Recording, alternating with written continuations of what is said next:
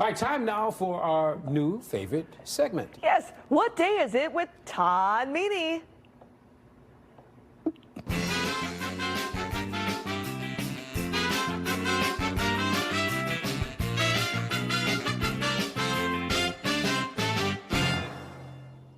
It's Friday.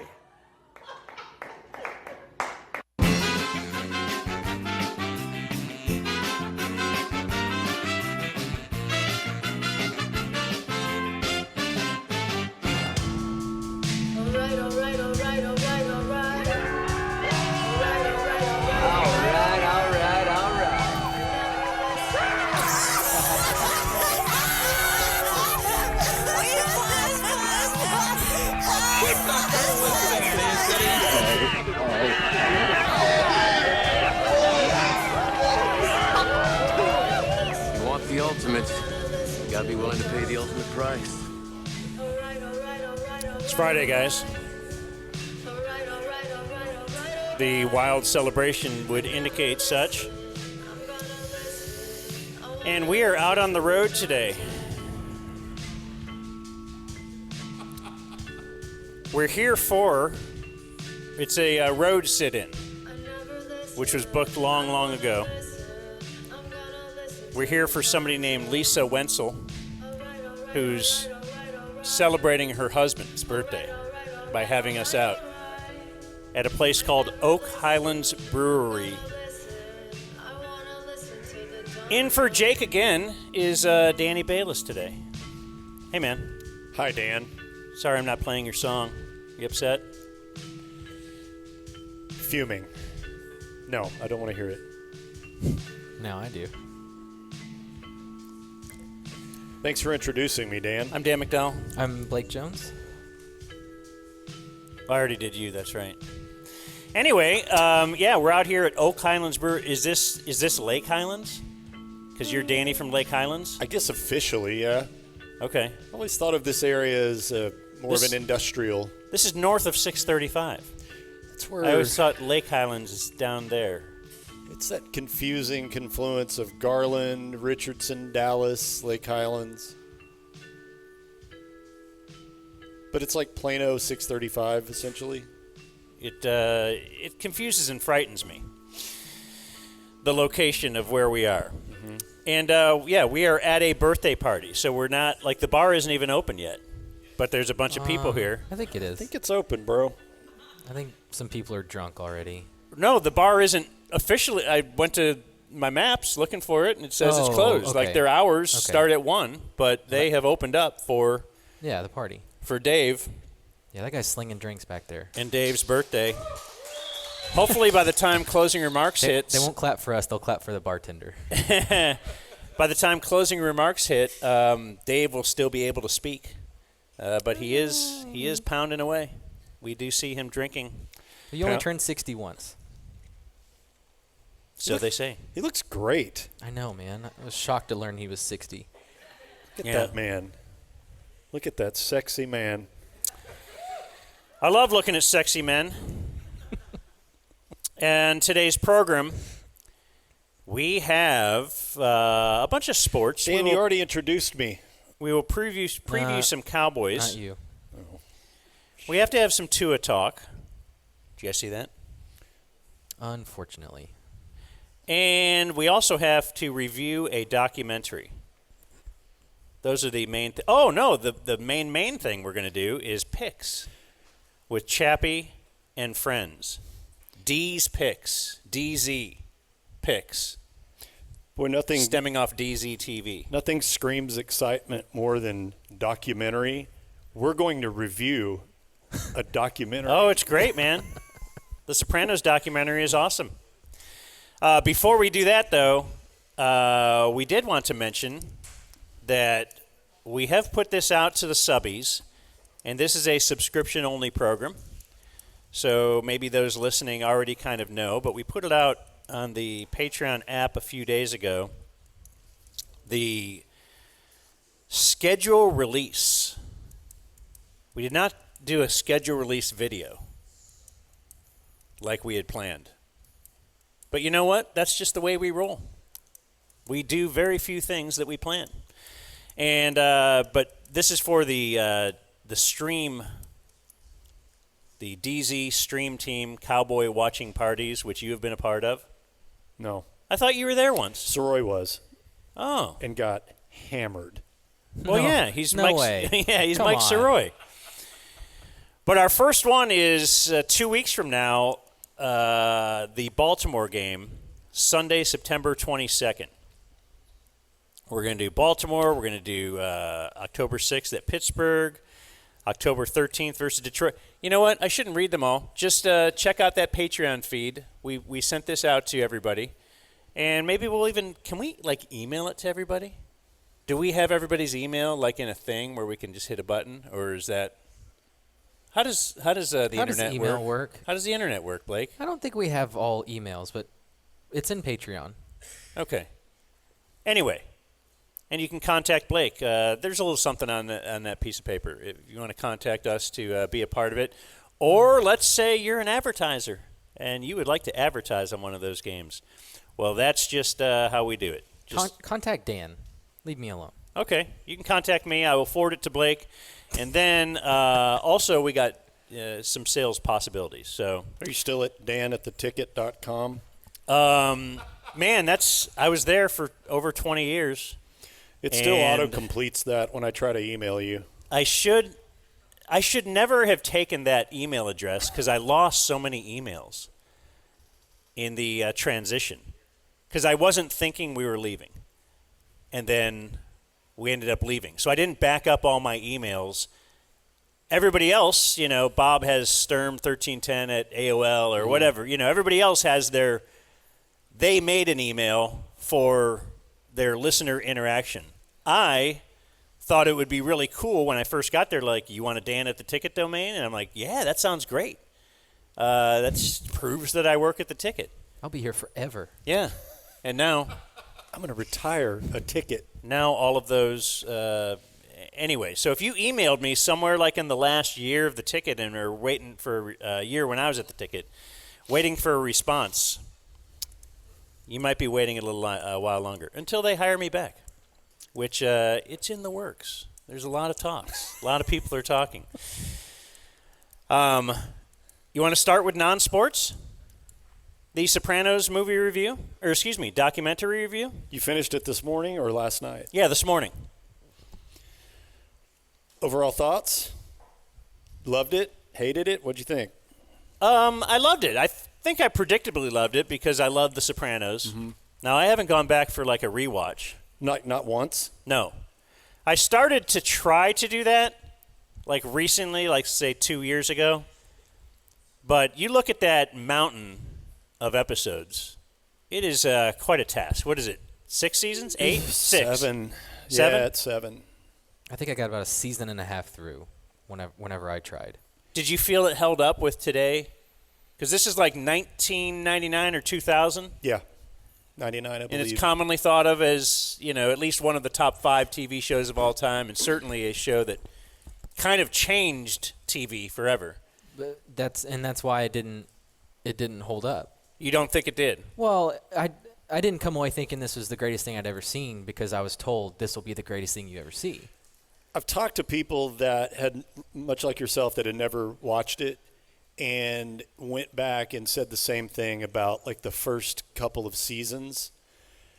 But once they stuck with it, it kind of got better. I loved it from the beginning. But then again, I was watching it pretty much when it was live. Once I realized it wasn't about the opera, which I think a lot of people did. But once you get through the first couple of seasons, which the quality of the video improves, the production improves a bit, and they kind of get their S together, and it looks like a real TV show where, the first season looks pretty do-it-yourself, which in a way it was. No, I knew I was watching something cool, but I don't know. I think I had unrealistic expectations going into it. I need to redo it, and I need to do The Shield too. We'll get I need to to that catch back maybe in a minute. I need to see everything I've missed. But what did you learn that you didn't already know? I learned quite a bit. One thing that comes to mind is the creator of it, David Chase, that it kind of started out largely biographical about the relationship that he had with his mother that kind of mirrored the relationship that Tony had with Livia in the series. I did not know that. And then kind of once he kind of explored that whole thread and they brought other writers on, it was amazing to me how much of the writers' personal lives and anecdotes were used in the show and put on these characters to play. Well, I'm glad you brought that stuff up because that's what I learned too, certainly. And just, I was fascinated by when he talked about the process, his writing process, the process of getting a season together. So once they were kind of already rolling for a year or two, he talks about this would be how they would get prepared for a season. It was always 13 episodes. So I'd make 13 lines. Then I'd start making lines like that. It would say, Tony, what does Tony do in episode 1? What does Tony do in episode 2? What happens? And that was containing a plot. Then I started adding Carmela. What's Carmela doing? She had her own season. Chris, they all had their own seasons. Some of them had 2 or 3. Tony would have 2 or 3 lines of what happened to him in that season. Then I would get back and I would lay it all out for the writers so they knew what the direction of the season was, and then we'd sit down and we'd say, all right, episode 1, I know what it says up here, but what's this really going to be about? It was actually building a drama. I mean, they're meeting in a basement after all. We'd sit around bullshitting like you and I are doing. Right. All day long. We'd talk about it and bullshit, which a lot of good stuff comes out of that. It was literally sitting with your friends and what'd you do last night, and that would digress into a story, or one time this happened to me or that, and sometimes it was prompted by David saying things like, what's the worst thing you've ever done to somebody in a relationship? And so you would have a few guys would come out with, oh, this is the worst thing, this is the worst thing, and then before you know it, well, that's Tony is fighting with his mistress, and that was stemmed from, something one of them did. Yeah. Or same thing. It seemed to be like they kind of said all the writers seem to have mommy issues, and they all identified with that and were able to easily write, she was a combination of all their mothers, but certainly starting with David Chase. I found it interesting that throughout the life of The Sopranos and beyond, that people would come up to Chase and say the character of Tony's mom, that's my aunt, or that's my mom. You nailed that character. And in a way, I mean, the woman that raised me, she was later in life diagnosed as bipolar, and she had a lot of those characteristics. That was something that I kind of connected with in that show, was in a very loose way, Tony's what he had going on with his mom. I kind of related in a small way to that. So in a way, Livia was, an amalgamation of a lot of people's mothers, I believe, especially from that time. And he was surprised that people were walking up to him saying that, because he thought he had a very unique situation where, boy, I'm the only guy with an a-hole for a mom. I also found it interesting that in they'd show up at the beginning of a season, or for the episode 1 of the season, and they would do like their cold reads and sit around a table with a script and get familiar with the script and read it, to the other actors.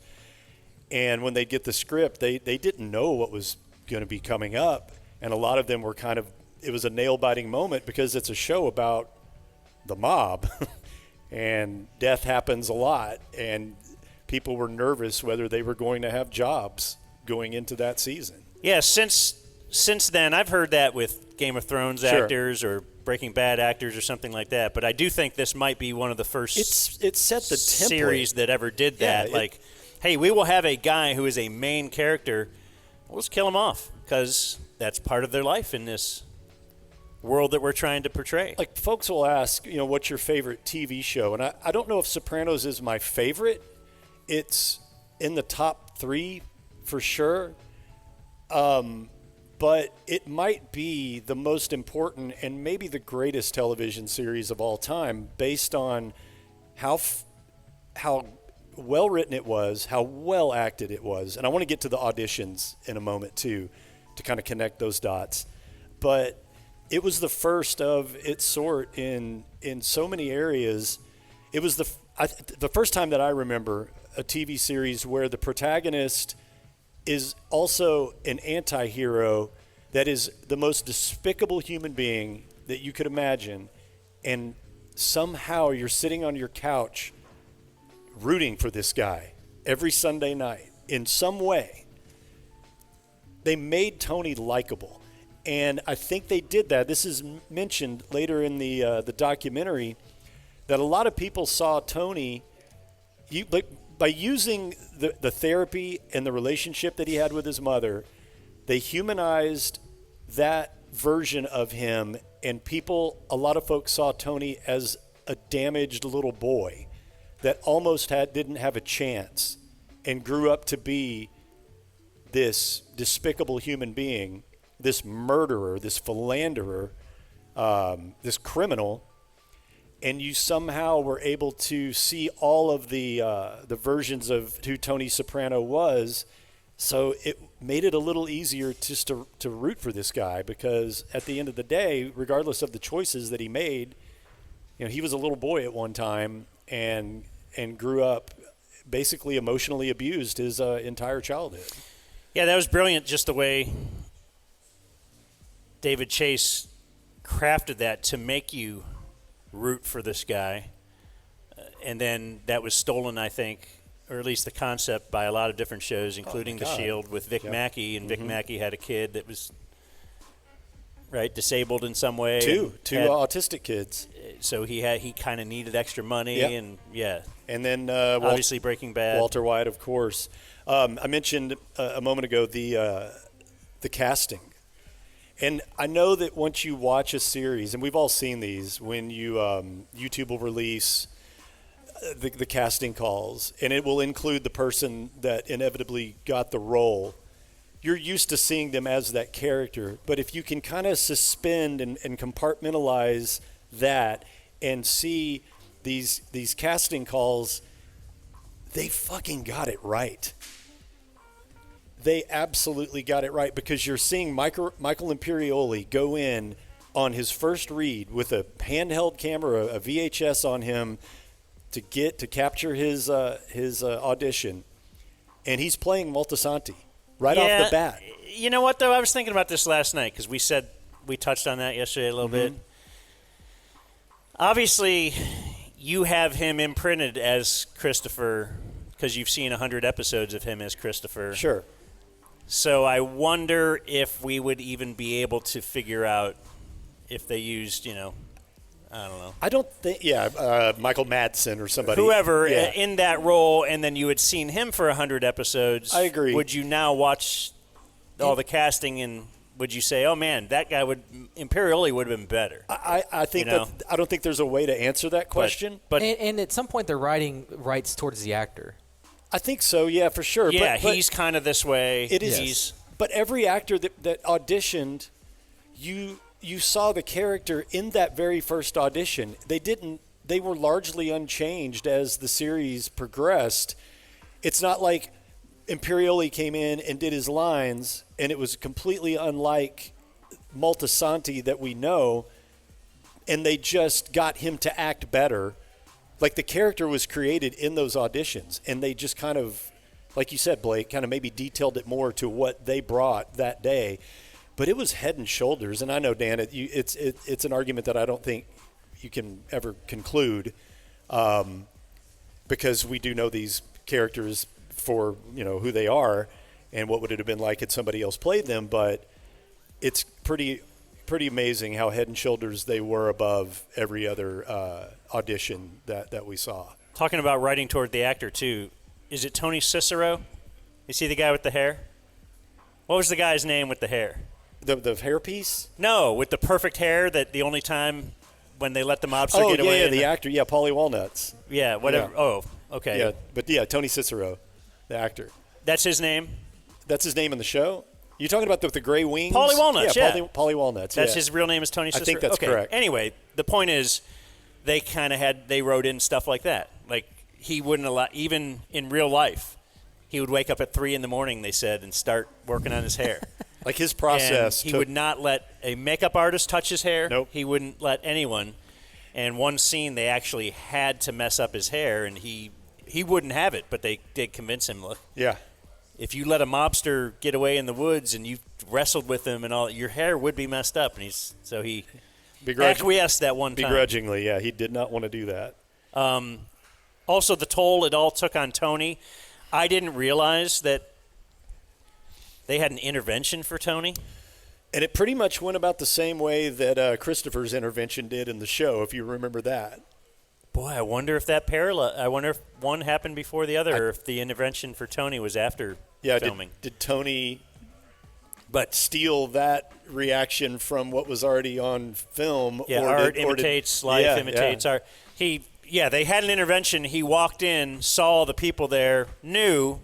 I guess sometimes if you're in that situation, you kind of know. Yeah.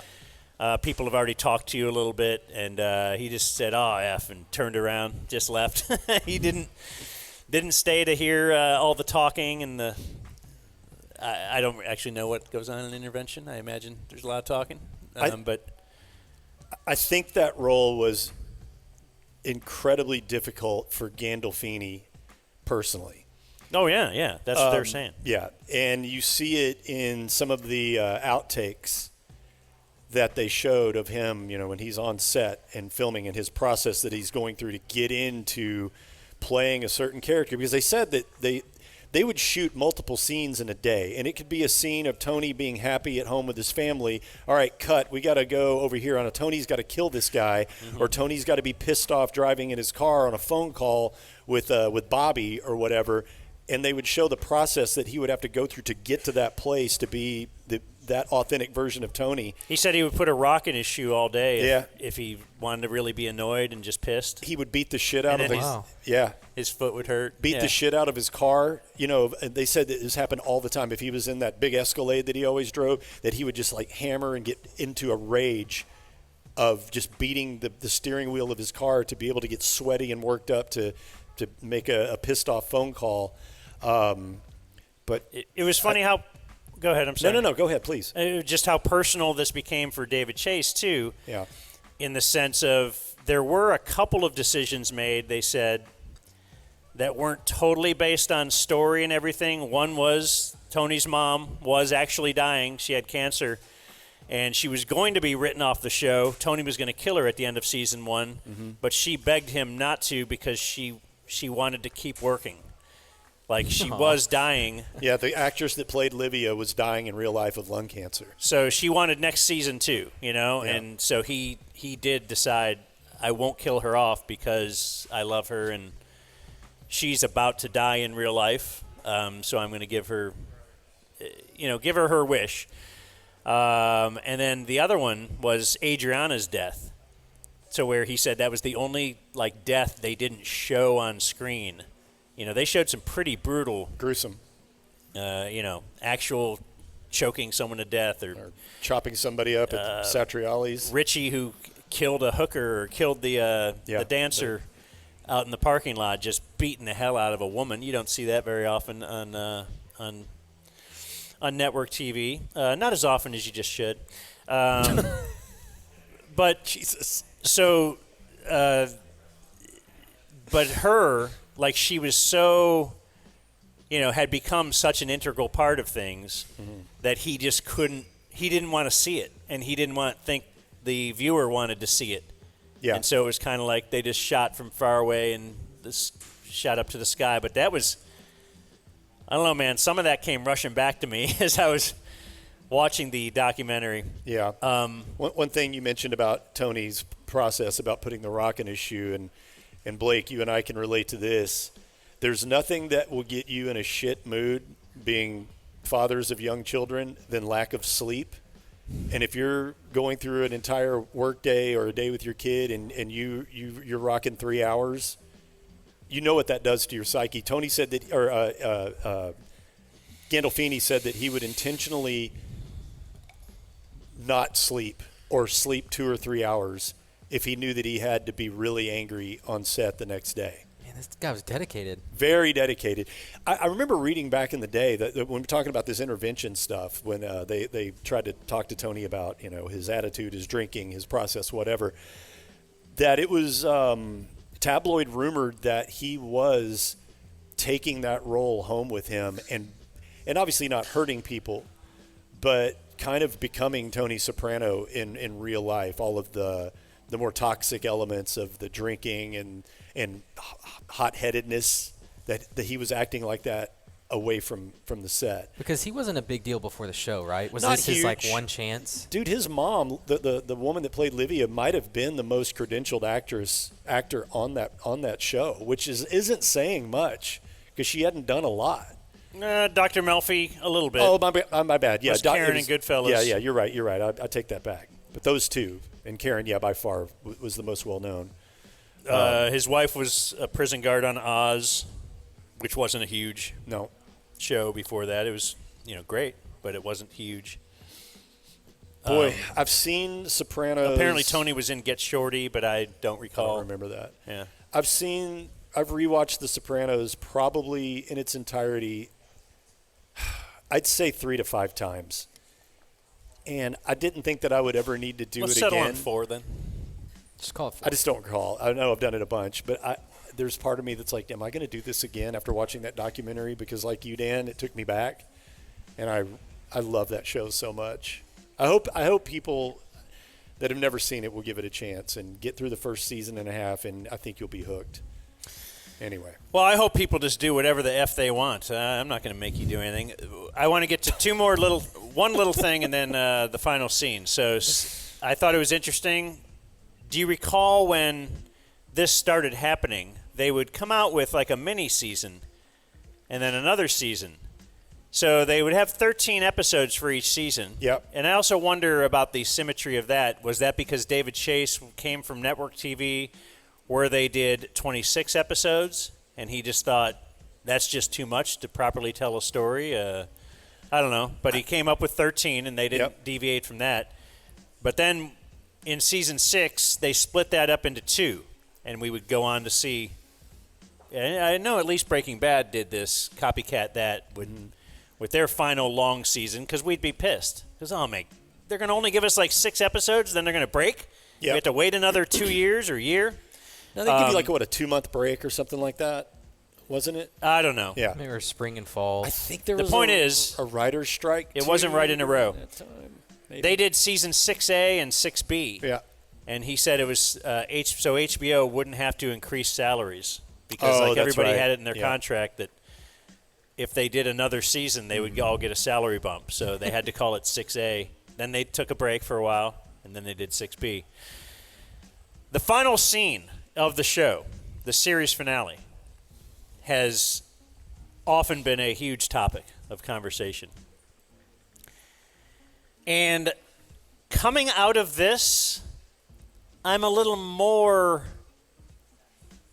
I used to be 1,000% convinced that Tony was killed. There's a lot of evidence pointing towards Tony is killed at the very end. Yeah, I've seen the YouTube, the 20-minute long YouTube Zapruder film. I've watched many different YouTube things. Yeah. Including a couple more this morning just to refresh my memory on it all. And you probably, like myself, are convinced that the members-only jacket guy who...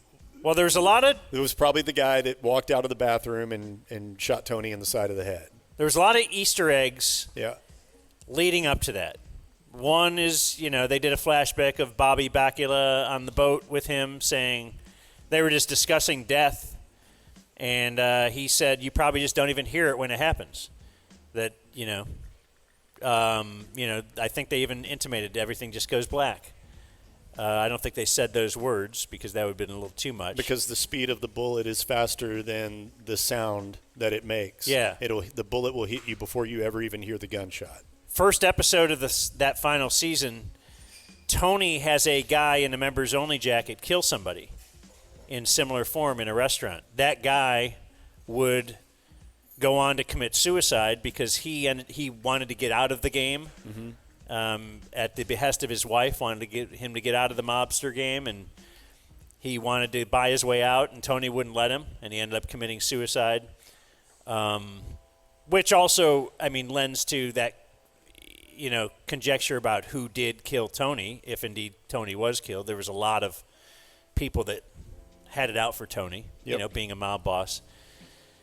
But just in David Chase talking about it all, and a lot of people on this doc talking, it just kind of convinced me back the other way that he really wanted to leave it just kind of out there. Like it is the end of the book. Did he live to be an old man? Did things continue going as they go? And he just said, I'm ending the show right here, right now. That's it. Did they, in fact, there is one other Easter egg. That final episode, I believe, opened with Tony lying on a bed with his eyes closed, but it was very close up, and it looked like it could be Tony in a casket. Yep. But then David Chase talked about this, and this is how the documentary ended, because it was another perhaps Easter egg, but it was back to a season 3 scene where Meadow and Anthony Jr. were discussing some homework that he had coming up. I mean, there was that scene between Meadow and AJ. Stopping by Woods on a snowy evening. Oh my God, I'm so glad I'm not in high school anymore. You read this? This is a long time back. He was doing his homework. What does it mean? I have to turn in a close read by tomorrow. What does it mean? The woods are lovely, dark, and deep, but I have promises to keep and miles to go before I sleep. Woods on a Snowy Evening, I think is the name of the poem. Oh, the Robert Frost? Robert Frost poem. And she says, What's covering the field? Snow? Yay! And what does snow symbolize? Christmas? Hello. Cold. Endless white. Endless nothing. I don't know. Death. I thought black was death. I thought black meant death. So that was in my head also. But see, now people will say, see, he admitted Tony died. The truth is,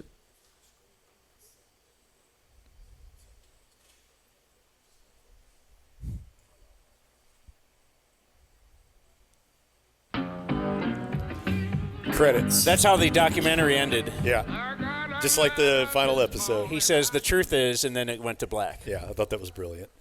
Gave me chills. I'm with you. I think that David Chase never intended to have a definite solution or answer on whether Tony lived or not. And I think he just wanted to leave it open-ended for people to have their own thoughts, own opinions, their own interpretations of what happened, which I think is what makes art great. Because how many times do you hear a song and in your head it's one thing, and then the artist will come out and explain the meaning of it, and it's completely different to what you thought, and it kind of ruins it because what you had in your mind was yours. That's why they say once you release something into the world artistic, it's you no longer own it. It becomes everybody else's. I prefer that answer than knowing for sure that he died. Because look, if Tony was to be killed, why wouldn't he have just shown that? Well, and then there's finality. I think this is supposed to be open-ended. Yeah, but so much evidence. We didn't talk about all of it, but just the form of how they filmed that scene and how everything, after you heard the bell when somebody's opening the door, it's Tony POV. He would see who's walking through the door. And then whatever would happen, and then you'd see Tony and his family.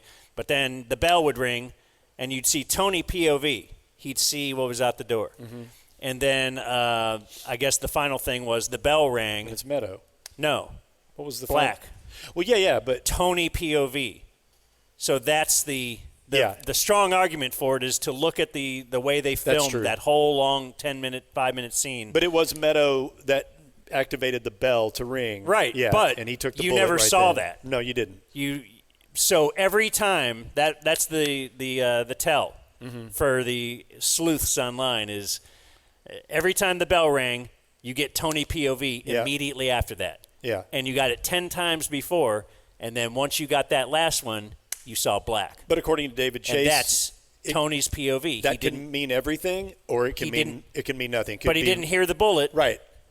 But that was his POV. Yeah, and I get that because yes, and it could have been nothing. Because if he's to look up, he hears the bell. The second he is to look up and see Meadow, he goes black because just moments before, the members only guy had who walked made into the eye bathroom. contact with him went into the bathroom, and the exit from the bathroom was perpendicular to if Tony had been looking out the front door, it would have went into the side of his head. Yeah. It's so good. That freaking Anyway, thumbs television up, but show is probably so not good. if you didn't watch the show. It's probably, it just didn't. Sometimes a documentary, you want them to be a little more explain everything in something, but this has got to be solely for fans of the show. I can't think you would watch it and think it was any good. Yeah, you would. Documentary itself? Yeah. Yeah, that's probably would just watch the show first. Some documentaries I get annoyed with if they're about something in the 80s or something, or maybe like right before I have sports consciousness, and it just it doesn't lay everything out. It's like, oh, okay, everybody knows about Michael Jordan at this age. Like, well, maybe I don't. Like, you kind of got to bring us through it. So some of those ESPN 30 for 30s, that's been a problem I've had with those. Good job. In about a half hour from now, we will pick games. Before we do that, let's do a little sports. Kind of lead into sports. From the wonderful world of sports, Radio Sports Scoreboard. I play that so that Blake can mark the time. Because did you see him lean over and mark the time? And now, for all the podcast listeners, they can jump right to the sports if they don't want to hear all that Sopranos BS. Like maybe you're like Blake and you didn't watch the series because it was just too confusing for me. It's too much. I just couldn't understand it. It was above my head. Yeah, it happened a while back. I prefer Friends. Did you watch the? Was it the Netflix? Was that a live special? And they all sit down and talk to each other? Yeah. No. You absolutely watched that. No, You didn't? No. I watched it. Why didn't you watch that? You must be a bigger Friends person than me then. Jennifer Aniston got back together. I mean, it's Ross, Rachel, like right there. Was this 10 years later? I saw it Was this when it happened. before Matthew Perry ate a bunch of GHB and went swimming? Was it? It was? Before Matthew Perry? Yeah. May he rest in peace. All right, last night. How'd you like that? Well, we'll have to get Soroy's take on that. As someone who was talked high to- on the Dolphins, I did not enjoy seeing that. See, last night, that's the way I felt all of last year, or heading into last year. I thought we're on Tua watch. Remember? Because it was the year before, right, that he got concussed at the very end of the season? Yeah, he missed a few games 2 years ago, but then last year, remember, they were telling us he learned how to fall correctly. Right. He's wearing a special helmet maybe just to avoid concussions, and then he played pretty much the whole season, if I remember right, and Then- did well and got a contract. This offseason, there was contentious contract talks, and some of it was stemming around his long-term health. And that's where Mike McDaniel went to ownership and said, we got to have this guy. It's all good. It's going to be great. So it was the third quarter. Yes, and the game was already out of hand. They're losing big. They're at like the 20 or so. And, yeah, he scrambles for a first down, but doesn't slide and doesn't really get hit. Like, it was DeMar Hamlin. DeMar Hamlin kind of went back. Like, he's a safety, and he's not a guy that even dresses every week. And he died. And he died and came back. He doesn't dress for the game every week. Like, he doesn't walk out there naked, but he does. He's just not that good of a player. And it wasn't like this big hit. There was no helmet to helmet. It was kind of like just Tua put his shoulder down and ran into his chest. Oh, yeah, and then all of a sudden his top of his head convulsing. You can just tell that Tua just doesn't know how to absorb contact. And I don't know if he's not coordinated, which is really weird because he's an NFL athlete. But it's the same scare that, like, with Brooks. Like, I don't want him playing football if he doesn't know how to fall and handle himself. And it seems like anytime Tua gets hit, it just looks so awkward. And he got hurt again last night, and all the doctors on Twitter, whatever, say, his arm kind of buckled, which means he lost consciousness, and that's a severe deal with him. Like, he should consider not playing football anymore. How about a slide? Yeah. How about a nice slide there? Don't they tell all these guys that the second they sign for $200 million? Yeah, for sure. And you could tell McDaniel was a little frustrated. Why put your body on the line? He already had the first down, and you're down by 21 points in the third quarter. Yeah, it was just dumb. In week 2, maybe if your playoffs and your season's on the line, maybe. But yeah, that was just a weird deal. It was very unnecessary for him. So what are you saying? You had a lot on the Dolphins? I just thought that they would do well, and I drafted Tua in every one of my fantasy leagues. Oh, did you really? I might have. I think I did take them to miss the playoffs, and perhaps it was because I thought they got through last year, luckily, without a Tua injury. Yeah, they beat up on non-playoff teams, but their backup quarterbacks, I believe, are horrible. Yeah. Don't they got that one guy that was the Jets' 5th stringer last year? That was just a friend of Aaron Rodgers. Tim Boyle. Oh, Tim Boyle. Yeah, I think he's their 3rd stringer, and I can't. I think they have Skylar Thompson. That's their 2nd stringer? I'm pretty sure that's who came in last night. Yeah. Okay. Well, I'm pretty sure. Well, I guess we'll find out about the horse and the jockey with Mike McDaniel, because Mike McDaniel's a genius, right? I think so. I think he is. I don't know. But even, Greg Shanahan Popovich guy. is a genius, right? Yeah. But I think Tua. How are you with no players? I think Tua is definitely out next week, if I read the NFL rules correctly. Yeah, I think so. Has he McDaniel's adopted his South Beach gangster aura on the sidelines? What does that mean? Because, a year or 2 ago, he was the biggest, nerdiest guy, and now he's wearing sunglasses, and his hair's all got gel in it and crazy, and he wears the dressing pants differently. That goes down to his ankles. Yeah. He shows his ankles. Yeah. Wears a Rolex. Did he kind of keep that look going? I didn't watch the damn game, so. Yeah, he's very Miami now. All right. I'm glad we covered that. And Buffalo rolls. And now we got a big NFL weekend in front of us. Yeah. I mean, it's, I think we were talking about how much Brady are we going to see. I think we're going to get Brady double-digit times this season. Because Cowboys are Fox. On Cowboy games. Yeah. They don't play a lot of, Monday night games or Sunday night games, so if you didn't like what you heard on Sunday, just get used to it. Well, he's got to get better. In theory. Does he? Again, it's all just a theory. You want to hear what Gronk had to say about his rookie appearance? Oh, wow.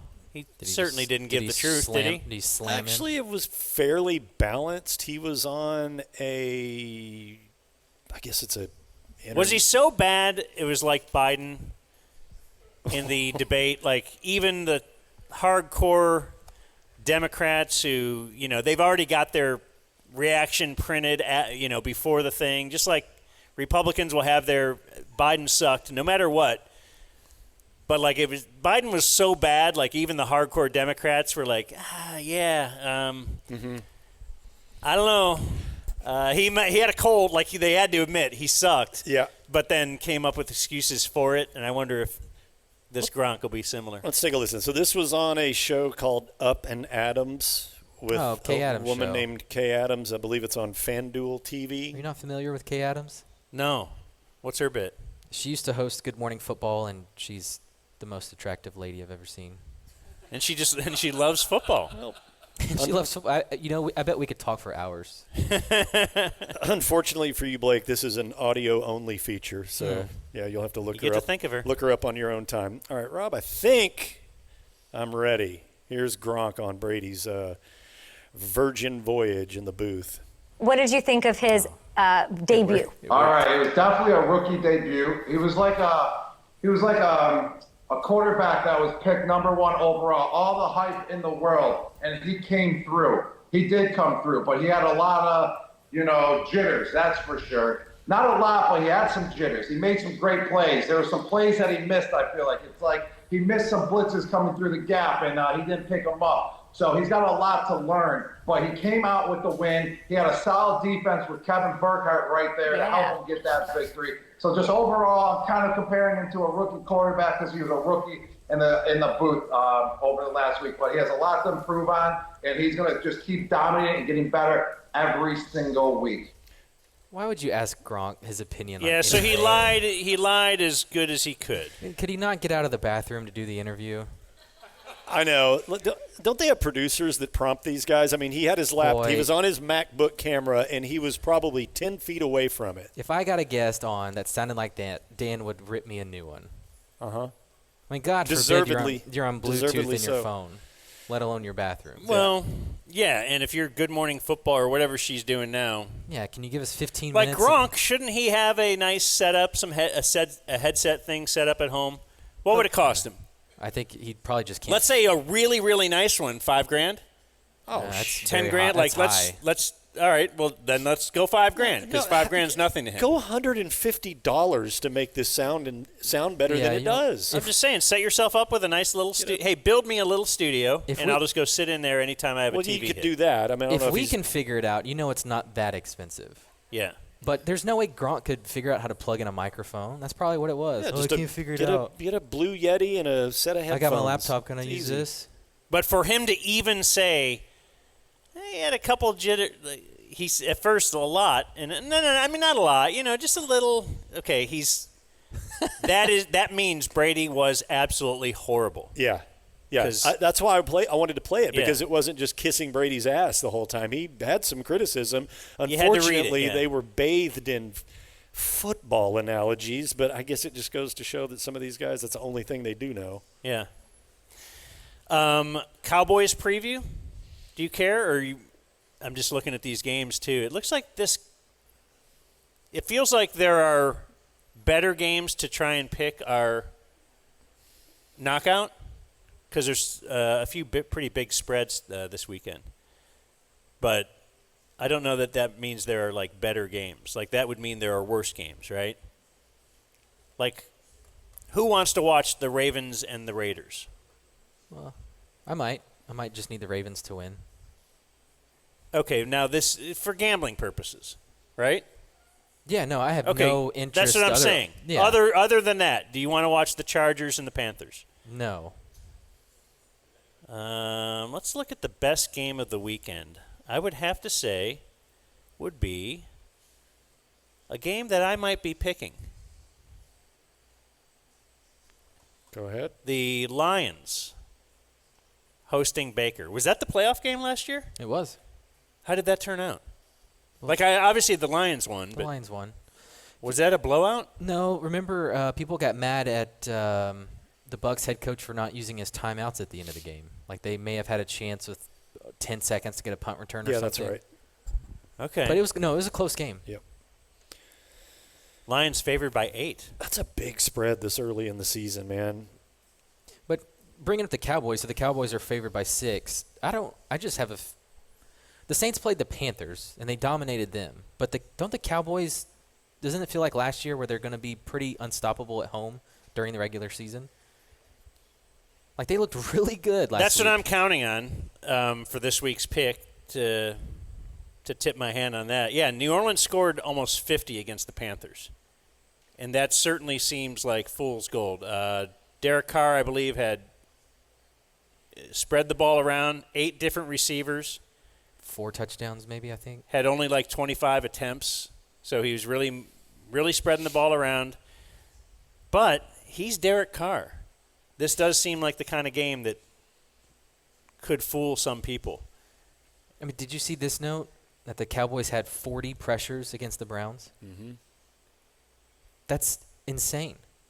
And so, yeah, Derek, I don't know. I think I'm falling for the cheese again. Yeah, no, you could look at that different ways, too, because they went up pretty early, and then all of a sudden the Browns had to throw, but you still got the pressures. Yeah, but Dan Quinn's defense was all about pressure and putting pressure on the quarterback. Well, Zimmer can do that too, apparently. So I don't know. I think the Cowboys blow out the Saints. The Saints they're not that good of a team. Last week, Deshaun Watson had 3.8 yards per attempt, I believe. They held him to. He and his $230 million contract. Not as much as Dak. Yeah. 231. And if you remember, the Cowboys didn't lose a home game until the playoffs, so they play well at home. I don't know. I was surprised by that spread of Cowboys only favored by 6. Boy, Vegas always knows something that we don't, though. It does seem like that, but the Cowboys, against bad teams last year, they just poured it on. They destroyed bad teams. Where they have trouble is with their peers. Look at the Packers are not favored at home. Oh. Malik Willis time. Malik Willis.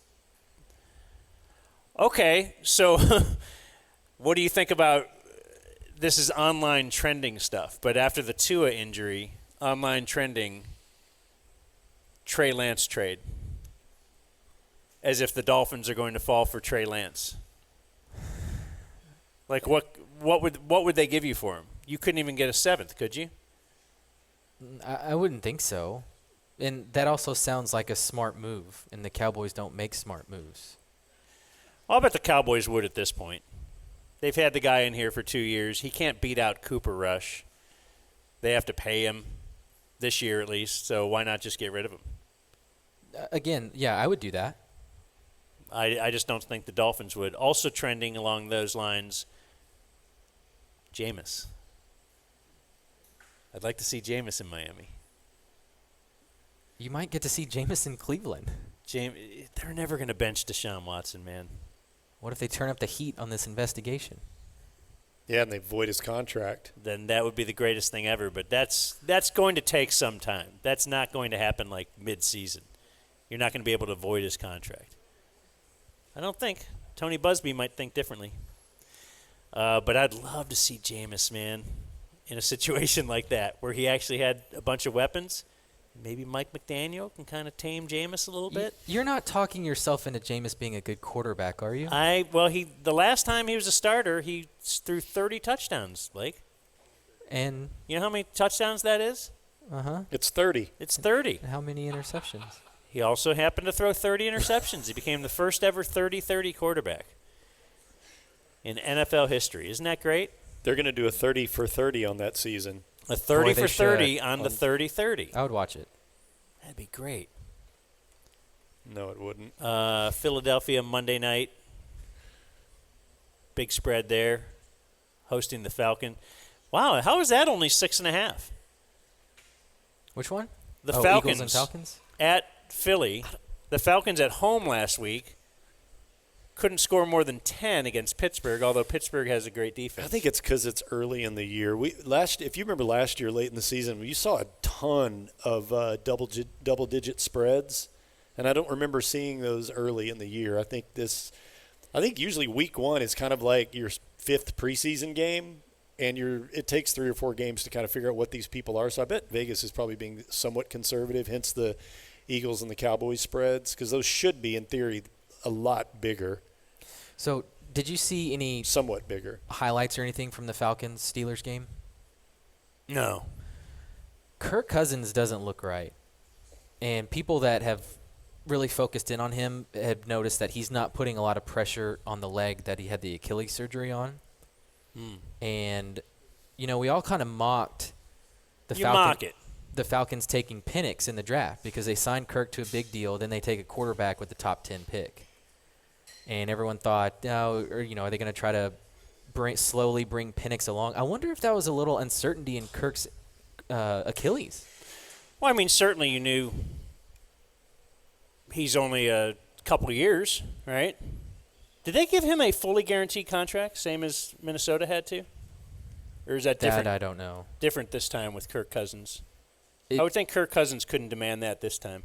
That would be weird if he's coming off of an Achilles injury to guarantee a ton of money. But he got $100 million guaranteed, 180 total, 100 guaranteed. Okay, well that's barely anything. Let's just keep looking at the elsewhere in the NFC East. Washington hosting the Giants. Gross. It's going to happen again, too. Yeah, the other way around. Yeah, the other way around. That's a tough one to pick. Did you see the phone video of Daniel Jones getting heckled as he left the stadium? No. So sad. He can't help it that he sucks. Man. You suck. He really does. Go home. He just headphones on, walking straight ahead. We get that when we leave remotes. True. Those are the remotes that people are actually at. The ones that they actually show up for when there's people to yell at you. Yes. Yeah. This is nice. There's actually folks here for a change. Well, we didn't promote it. I didn't No, this promote is it just a because birthday party. Well, yeah, I thought it was a surprise birthday party. Right. And so we didn't promote that we would be here or anything. Should we do that now? Like, see if anybody slides by, or are they not welcoming? I don't think we have enough outside nuggets for everyone. This is an odd crowd. See, because the crowd was really in a party mood before we got here, and then we started doing the show. Because and they decided they want to listen to the show. Their rapt attention should be a compliment to your broadcasting skills. I think we're just boring. Okay. And if they were bored, they'd be, Yeah, I guess they would be milling about talking to each other, Right. but they're not. You're so engaging, Dan. Yeah. And by the way, you didn't promote this, then the bartender's probably just now finding out. You're going, thanks, Dick. Well, I they came in early today and they didn't cleaned all the tabs. Contract us to be here. Lisa contracted us to be here, so we're here for Lisa. Hi, I'm Dan for Lisa. Go, Lisa. For all your Lisa needs, if you would like a Lisa of your own. If you need a party planned. Yeah, my God. And if you need custom T-shirts, apparently, because she made us some sweet T-shirts. Let's put those guys on. Okay. Let's promote. Don't tempt me Let's with a good promote time. Lisa. Let's promote Lisa. Let's promote Dave. All right. Oh, no. It has my name on it. Oh, and Blake got a number 69 jersey. Oh, wait. We all got a number 69 jersey. Look at this. No. Okay. I'm just filling in for Sweet Jake. It's the Dave Zone. I'll yeah, you see, it's Dave's birthday, so the Dave Zone. Gabe? Congratulations. Gabe turns 50. Hey, can we sue them for using our logo and make some money? They already asked us not to. Oh. She asked us pretty nicely not to. Okay. And to her face, I Was said that the document no. you made me sign? You guys are Gotcha. good at lawsuits. You should probably go for it. To her face, I said no, but we may indeed sue them. All right, well, let's pick some games. Hell yeah. Not now. Oh. In a moment. The Dumb Zone. Jerry, what runs through your minds when you look out at the crowd and you see about half of them in red shirts? Well, first of all, I don't acknowledge that there were half of them there. Did you count them? A hell of a lot of them. Okay. BS. All right. I know you didn't count them, so okay. I can't count that high. That's right. So anyway, nothing went through my mind. I was looking at the game. From a marketing perspective, though, that can't be a good thing. Listen, I'm interested in the football game and what went on with the game. It's not good when you don't win from any perspective, marketing or otherwise. And so, no, I didn't have I had my eye on those turnovers and interest on those turnovers. I'm not even sure I know what you're talking about, to tell you the truth. Okay? You're listening to The Dumb Zone. Do we have an out-of-break plug today? DumbZoneMerch.com. You can go there. Yeah, you can always go there. You need to get your Rangers game trucker You can't hat. get it in time now, though. Oh, hat? Yeah, Raymond They had made a shirt. Yeah, Raymond made a really cool-looking trucker hat for the game. So grab your merch Thank you. Grab your merch at dumbzonemerch.com. I'm wearing my Dave Zone T-shirt now. Oh, nice. In honor of Dave's 60th birthday. That we are out here at Oak Highlands Brewery today. Brewery. I struggle with that too. I won't say it. It's hard to say that word. Yep. Beer place. They got beer out here. Or OHB, I like to call it. Yeah. And Dave, I like to call him. He is 60 today. and he said some other spare that he's friends with is 50.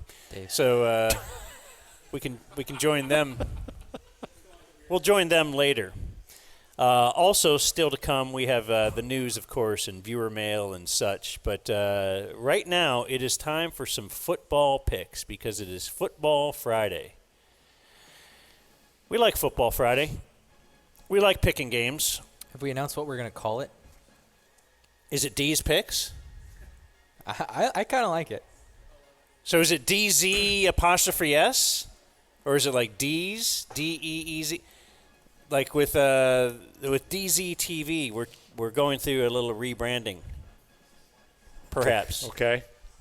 We don't know what we're doing. I know. But they seem to think we do. Do you think if we apply for credentials with the DeeZ podcast, that'll help us better than if we were applying with the Dumb Zone? I think we should say DeeZ TV. We're with DeeZ TV. Yeah. And they'd be like, oh, really? You're on a TV state? Well, yeah. Yeah, we are. As a matter of fact, why don't you just check out More 27, KDFI, Channel 27, tonight at 9. Yeah. And then you'll see whether we're on TV. Have you seen us on the TV, Chappie? Joining us is Chappie, one of our guest pickers, of course. We have a lot of people to join us each week and pick games. Chappie Kemp. Yes, I have, Don. Yes, I have. And I plan on tuning in tonight. How do we look? Looks like you look excellent. I mean, you have to cut out about 80% of the show to make it appropriate, but it looks really good. Yeah, I didn't ask you about the content. I just wanted to know if we looked okay. You know, by the time that you did all your editing and splicing, I'm surprised you could even fill that time in. Okay. But yeah, you look really good. Both of you look like you belong on Rodeo Boulevard. We were just kind of fishing for a compliment. Didn't really need any editorial. Absolutely, Blake. Thank you. Jasmine's also here on time. Jasmine Sadri. You know Jasmine. What's up, DFs? What's going on? Are you drinking already? Yeah. If you guys are, so am I. We've had We're her at in a party. She's You're been in just at studio home. and given her whole story in the past. You just woke up. Yeah. I'm working hard for No Puppet Productions. How do you think I get stuff done? That's why apparently inebriated. That's why there's always misspellings in your emails. Yeah. Well, whatever. Y'all get the point. God, red wine at 1. Okay, that is so judgmental. I can't. What is wrong with red wine at 1? Red wine always. It's good for the heart. It is. Thank you, Dan. Thank you. Not 2.5 bottles a day, because at this rate, that's what she's going to end up at by 7 o'clock tonight. Listen, my ticker is healthy. Because it's going to be 3:30, and she'd be like, yeah, you know, I deserve another one. Then, Yeah. well, I got to drink at 5 o'clock, and then, yeah. It's time to switch to a Chardonnay. All right, our weekly No, I picture, can't. weekly football pickers during the week are going to be Chappie, of course. He once moved to Vegas just to gamble. He's great at it. Just ask him. We have Jasmine.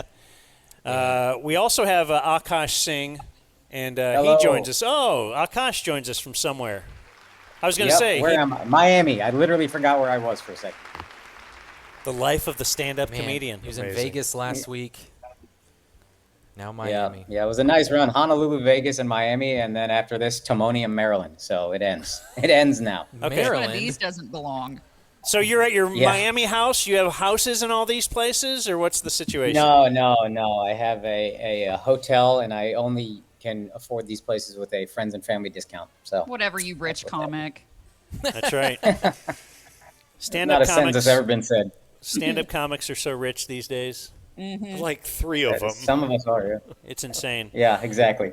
I predicted a big year for Akash Singh, and I drafted him in my SNL fantasy draft. Oh, wow. So you need to be hosting SNL by the end of this season.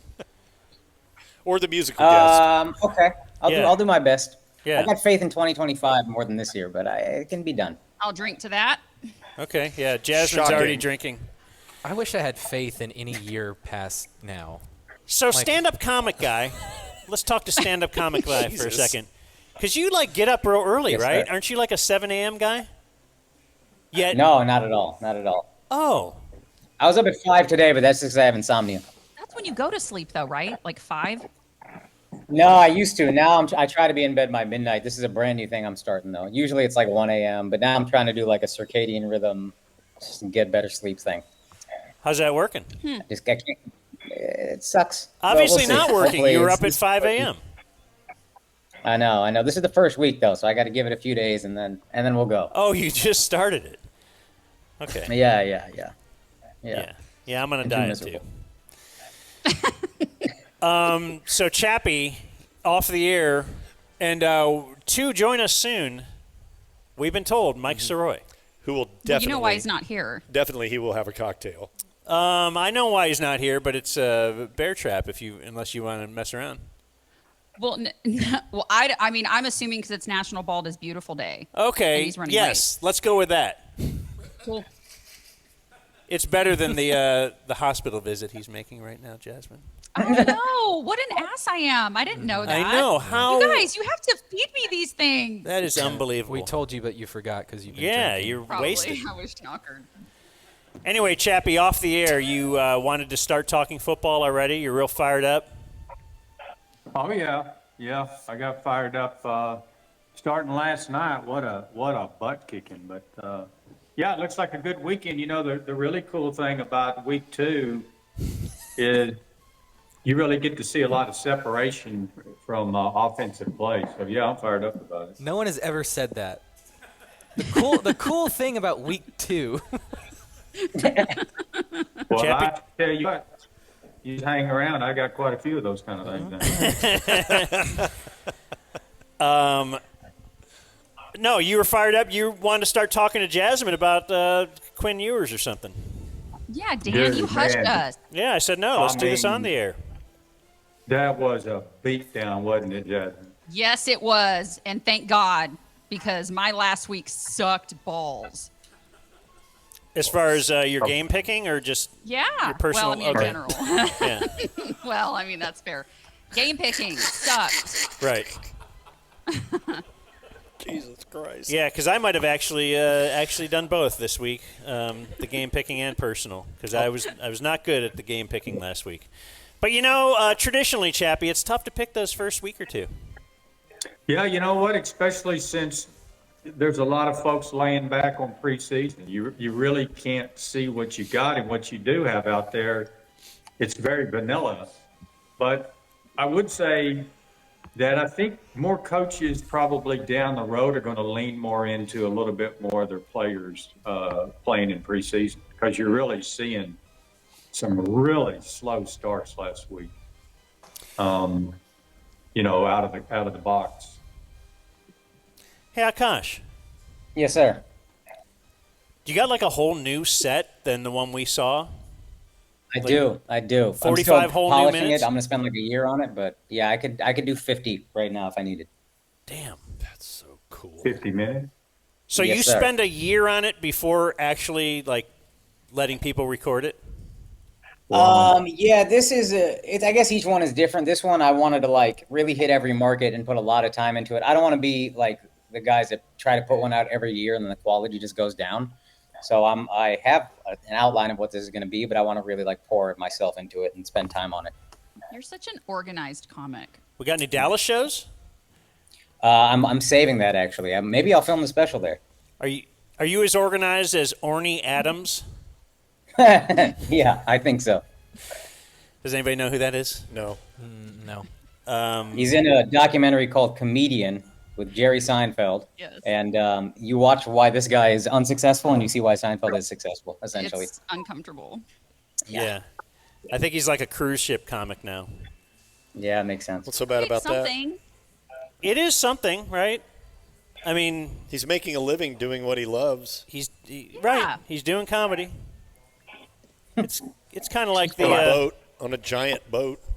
Yeah, on a boat. Who doesn't want to be on a boat? Probably has his own room. Free drinks.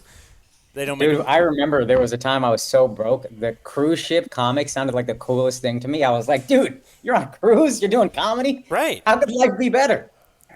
probably get And the now I buffet. can think of nothing more nauseating. Mm-mm. Yeah.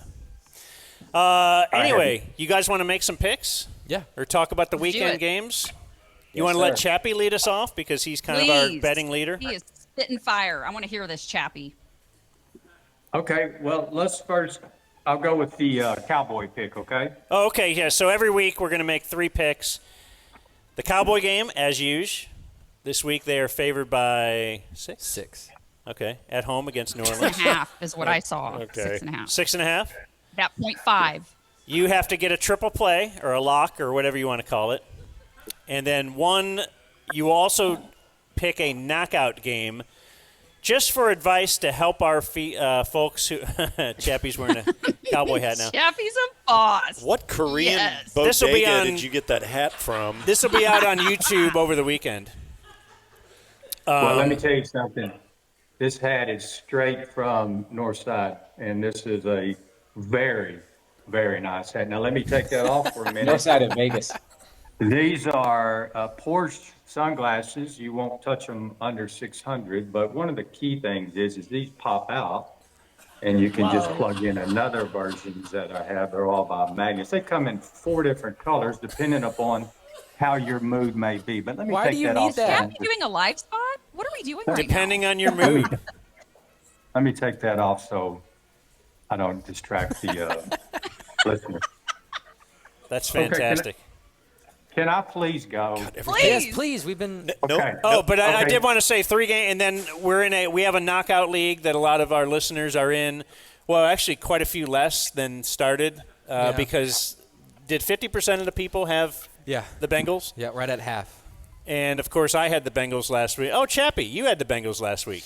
I sure did. Yeah, And that was there's your only somebody on loss. this- That was your only loss. Somebody on this show that gave me some indications that might not be a good pick, and I just went ahead and plowed away with it anyway. But Good for you, Chappie. Screw what they think. Yeah, I go down swinging.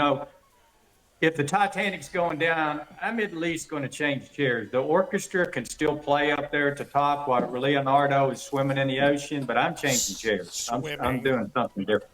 Just went for a swim. Okay, Cowboy game. Saints at the Cowboys at home. Everybody saw the Cowboy game last week, but more importantly, they're laying 6. I'm taking the Cowboys to handle the Saints. The Saints played the Panthers last week, had a high school score, 48-10 or something. But this particular game goes to me down to your different levels of quarterback. I put Derek Carr in the 3rd level. Let's just say you do 10, 10, and 12 or whatever.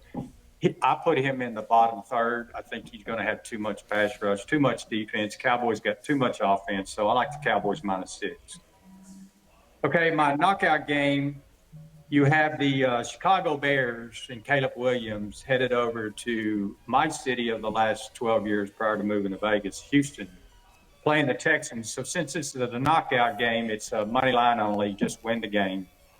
I like the Texans in this contest. As a matter of fact, just look at the Texans offense. My gosh, they got Joe Mixon from the Bengals. They got C.J. Stroud just lighting it up. They got Stephon Diggs from Minnesota. They got a great coach. Let me tell you something. If you're not a Texans fan, it's too bad, so sad, because for probably the next decade, they're going to be really, really good. And the Bears last week. I was going to say, though, kind of a tight game last week, though, right? Texans? You know what? But it was on the road. Score was a little misleading. Late score touchdown really didn't have an impact. But let me give you one thing about the Bears. Caleb Williams was the only quarterback out of 32 that didn't have a pass completion over 15 yards. He is not currently an NFL quarterback. I get all the USC hype. I get all that. He runs around a lot. He's not going to be able to do that with the DeMeco Ryans defense. He certainly is not going to put enough points up. The Texans are going to beat the Bears. I don't know by how much, but they're going to beat them more than the money line, and that's all you're looking for with a knockout. Okay, so my triple play of the week, I'm going West Coast to East Coast. The Chargers are headed over to Carolina. By the way, Carolina Panthers are the worst team out of 32 in my estimations. Would it be any surprise if I told you that Bryce Young, his 2nd year, has actually somehow or another gone backwards from the 1st year? He has thrown 81 pass attempts now currently. The streak is still running without a touchdown. The Carolina Panthers are by far, last week the Saints housed them. Okay, so the Chargers are headed that way. They're laying 5. It's going to be a very boring game. Harbaugh is convinced that he is going to get that offense just like Michigan. He is going to pound the rock, pound the rock, pound the rock. But I think Herbert will get an opportunity this week to fling it a little bit here and there. Could be a 22-10, 24-14, whatever. I'm just looking for the Chargers to cover the 5 against arguably the worst team and right now the worst of the starting quarterbacks, Bryce Young. So I'm taking the Chargers -5 on the road against the Panthers. Chappie's Lock of the Week. It's really amazing what has happened to that team since David Tepper bought it. Oh, it's horrible. Like horrible. And they he's haven't like made a Jerry one. Jones. Pardon? No, I was just gonna say they haven't made one correct move. No, he is a Jerry Jones starter kit. I really It's thought like- Matt Rule was going to be it, though. I thought Matt Rule was the guy. I know, right? Well, the owner ran him out because if you look now, Mike Rule was probably a better college coach than pro. Did you see Nebraska? I know they played Colorado last week, but Matt Rule has a quarterback, and look for Nebraska to stay very competitive all year long. Who puts H in the name Rule? That's my hot sports take there. That's right. Have some Thank more you. wine, It is Jasmine. All right, Danny, you want to make your picks for Jake? Yeah, sure. I don't know what he do last week. That's irrelevant to what your picks are right now. Jake last week went 1. So in other words, you don't know. 1-4. Yeah. 1-4. Oh God, we can't do any worse than that, can we? No. Well, that's typical. Buckle up. That's typical. I'm not going to give a lot of qualifiers or reasons. Here's the picks. Cowboys are going to beat the Saints by more than 6. My knockout, Dan, I'm taking the Browns +3 over Jacksonville. Wow. That's the dumbest thing I've ever heard. Well, the knockout pick. The knockout is just a win. The knockout pick means you can't pick either one of those teams for the rest of the season? Just the Browns. Just the winner? Yeah. Good. I'm glad to get rid of that now. Triple play. I've got that. You have to think that's a terrible pick, right, Chappie? Well, I just want to clarify before a comment, and after 5 weeks I'll be underwater anyway. Nobody will even ask me. But you're actually saying the Browns are going to go on the road and beat the Jaguars straight up? I'm saying they're going to not get beat by more than 3. No. That's not correct. So that's You the can't do knockout pick means just win. I did not know that. The triple play That or the wasn't lock is this is my against first the time spread. that wasn't clarified at all. No, I don't think they're going to do that. Let's just reverse that then. I'm going to take Jacksonville over Cleveland. Who's the one drinking wine now? I thought it'd be okay. And then triple play. I think that Texas will score or beat San Antonio by more than 35.5 points. Dang. Yeah. Who are they playing? They're playing UTSA, University of Texas at San Antonio. The Roadrunners. Yeah. I think they're going to probably beat them by about maybe close to 60. I think you're probably right. I feel like Arch will have a couple of touchdowns in that game. Is that okay with you, Chappie? Is that a good good bet? I think they're going to have to call a couple of ambulances there is what I think. Ambuli. Joining us now, guys, from Florida, Mike Soroy. Wow. I'm sorry. I can only do audio only. I can't do video chat. I'm actually at the North Texas Food Bank just helping out. We see you in a pool with a beer. You're in a pool. You're in Florida. You have a beer. Answering the question that so many have emailed and contacted me and asked me, where's Mike Soroy? Oh, where's Mike Soroy? Is that the look of a guy writing out a big-ass severance package or what? Yes. My God. It's not that big. There's only 8 3/4 months left. Uh-huh. All right, it's fine. I'm down here interviewing for the Lightning play-by-play job. in Florida and having a hell of a time. What are we doing? Man, you look. Danny's sitting not very good. You look so Soroy. You look as Soroy as I've ever seen you look. Say hi to Akash flamingos. Singh and Chappie and Jasmine and everybody. Turn your phone sideways too. Holy shit, Akash Singh? Yeah. Yes, sir. Oh yeah, there we go. Look at him. Actual talented, famous people doing this with us. Well, Holy wait a shit. minute. Hold on. Screw you. Oh, look, it's Jasmine. Finally, right, Soroy? It's about time, dude. I know. No shit. There he is. Look at this handsome bastard. God, good Hey, to thanks, see you buddy. all. Are you in Miami? I am not in Miami. And speaking of Miami, I was busy last night, so no one say anything. I have the Dolphin game DVR'd, so I'm going to watch it right after this. We got Tua, and we got the end of this Bills bullshit streak, and we're going to get it done. So I'm heading in to watch that here in a minute, man. I can't wait. Fun. You're gonna love it. Yeah. You don't know the outcome? Yeah. Can I be honest? It's 3 p.m. the next day. This is on you if somebody tells you. Like, this is absurd. No, I'm with him. 21 hours. I support Soroy. And if any of you idiots think that Mike Soroy is not watching a Dolphins game, that's true. Yeah. it doesn't matter what he is, what bear trap he is involved in. Don't you have some Zubas, like Dolphin Zubas? Yeah, he does. If my People camera, with Dolphin Zubas aren't DVRing games. If my camera could go underwater, I would show you. I would show you the Zubas that are on right now. But you're not wearing any bottoms, so don't do that. It's a home pool. Oh, do it. We need the impressions. It's a home pool. God, look at him. We don't need dong clicks. Yes, we do. You know what we need? A second flamingo is what we need, and I got it. There we go. Yeah. He's There got it is, see? flamingo floaties in his pool. That could have been you, Danny. My two friends. Yeah, Yeah, Danny. It's the fine print, homie. clearly. So did you look at the email? Did you see, do you want to pick games? Yeah, I did. I don't think I did so hot last week, but it looked like everybody sucked, from what I could tell. So we're right in the mix. Chappie and Blake were both 4-1. Blake, I feel though, like keeps the record, so we can't trust that. And I say them on the air now. Chappie is a degenerate gambler. So Chappie's my only fellow high-level handicapper in this league, so he's kind of the only record that I do care about. The rest of you guys, I know that it's all going to work out in the end. So okay. I'm not happy with how I did last week, but yeah, I'm ready to go, man. What do you want? Which one do we do? Let's go Cowboy game, then your lock, then your triple play.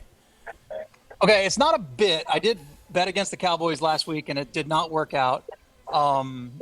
But I'm betting against them again. Give me the Saints. I believe it is plus 6 points. Wow. Who dat or who day, whichever ones is theirs. I'm taking the Saints. They're not going to win. Cowboys will win, but it'll be close. So give me the Saints plus 6. You have it. Oh, pause for a sip of beer. Go ahead. I was pausing for Blake to write it down. I heard no pencil, so that's why I was waiting. Chappie's got the pencil. He needs a number 9 pencil. Yeah, exactly. Exactly.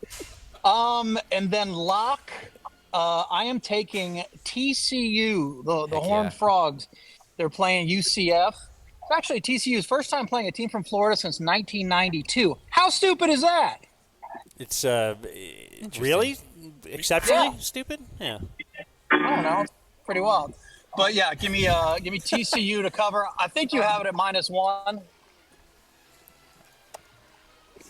What are you doing? What is happening? He's waving into the air. Oh, okay. There's a helicopter. That's ridiculous. And then I'm one of the few people alive in the Survivor lock thing, and I am getting down on the Houston Texans this week. They're at home against, I don't remember, somebody kind of shitty. Chappie, tell him. Oh, wait. The Houston Texans. Yeah.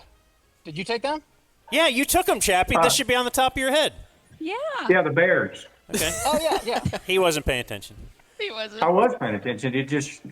I was looking up at the sky. I don't know if that was a helicopter. Mike, Yeah, that's probably a helicopter. It's a big helicopter to cover 6 states. Okay, well, you definitely hit it on the head when you said the Bears are shitty.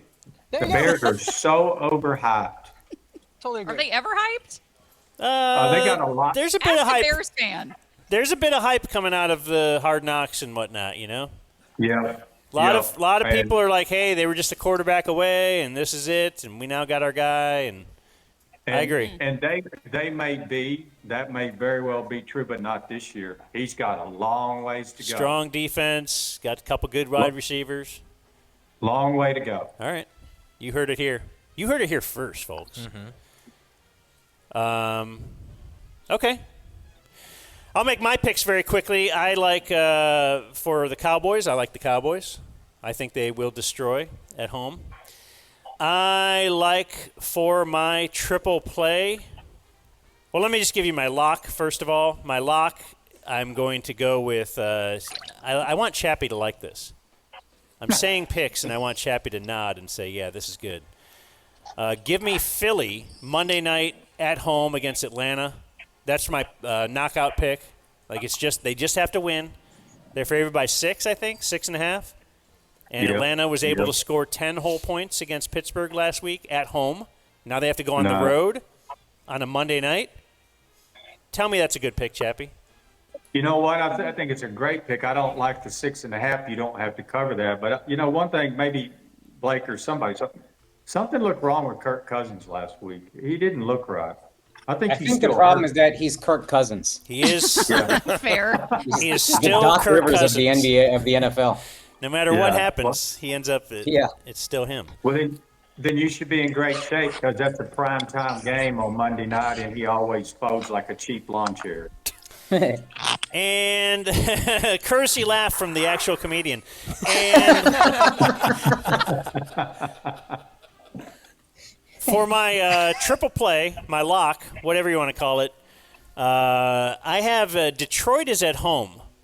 They're favored by 8. They are coming off a very emotional game, though. It was a big game to play against Matt Stafford and, former hometown hero, all that kind of stuff. Not home, you know what I mean. Yep. The point is, a little bit of letdown this week, and you know who's ready to come in there and just dash their dreams on at least winning by 8? Probably the team they're playing. That will be one Gotta be.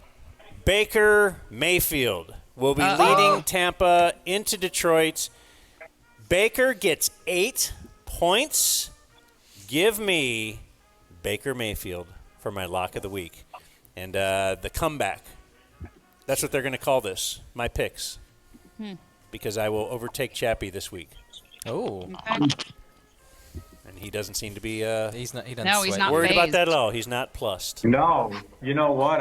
I toyed with that for probably a couple of different days. I think it's going to be a very close game. I think the 8 points is certainly within reason. I mean, Mayfield was so effective last week with Godwin and Evans, and they got a running game. They're a really good team. Lastly, the playoff game that they knocked them out of last year was Detroit in the playoff, and it was 23-31, and There you it's at go. 8 points. There you go. There you go. I think I just gave you 3 points because that's a winner chicken dinner. Did Jasmine pick yet? No. No. Well, then let's go. What are you waiting on? Read my email at this point. All Are we up against time? No, there's no time here. Okay. All right, so let's start with Cowboys Saints. But hurry My drug addict kid got a job last week. I feel like they're going to keep a job, show up to work. So I'm going to flip the script. I bet against them last week. I'm betting for them betting for them? Wow.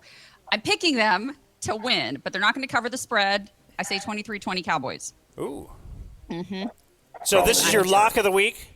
No, this is just my knockout. Cowboys. This is my Cowboys. Oh, Cowboys. Yep. But they have to win by the spread, though. They have to? This is the way you pick against. Well, then change it to 27-20. There we go. We covered the spread. Okay. Wow. So you want the Cowboys?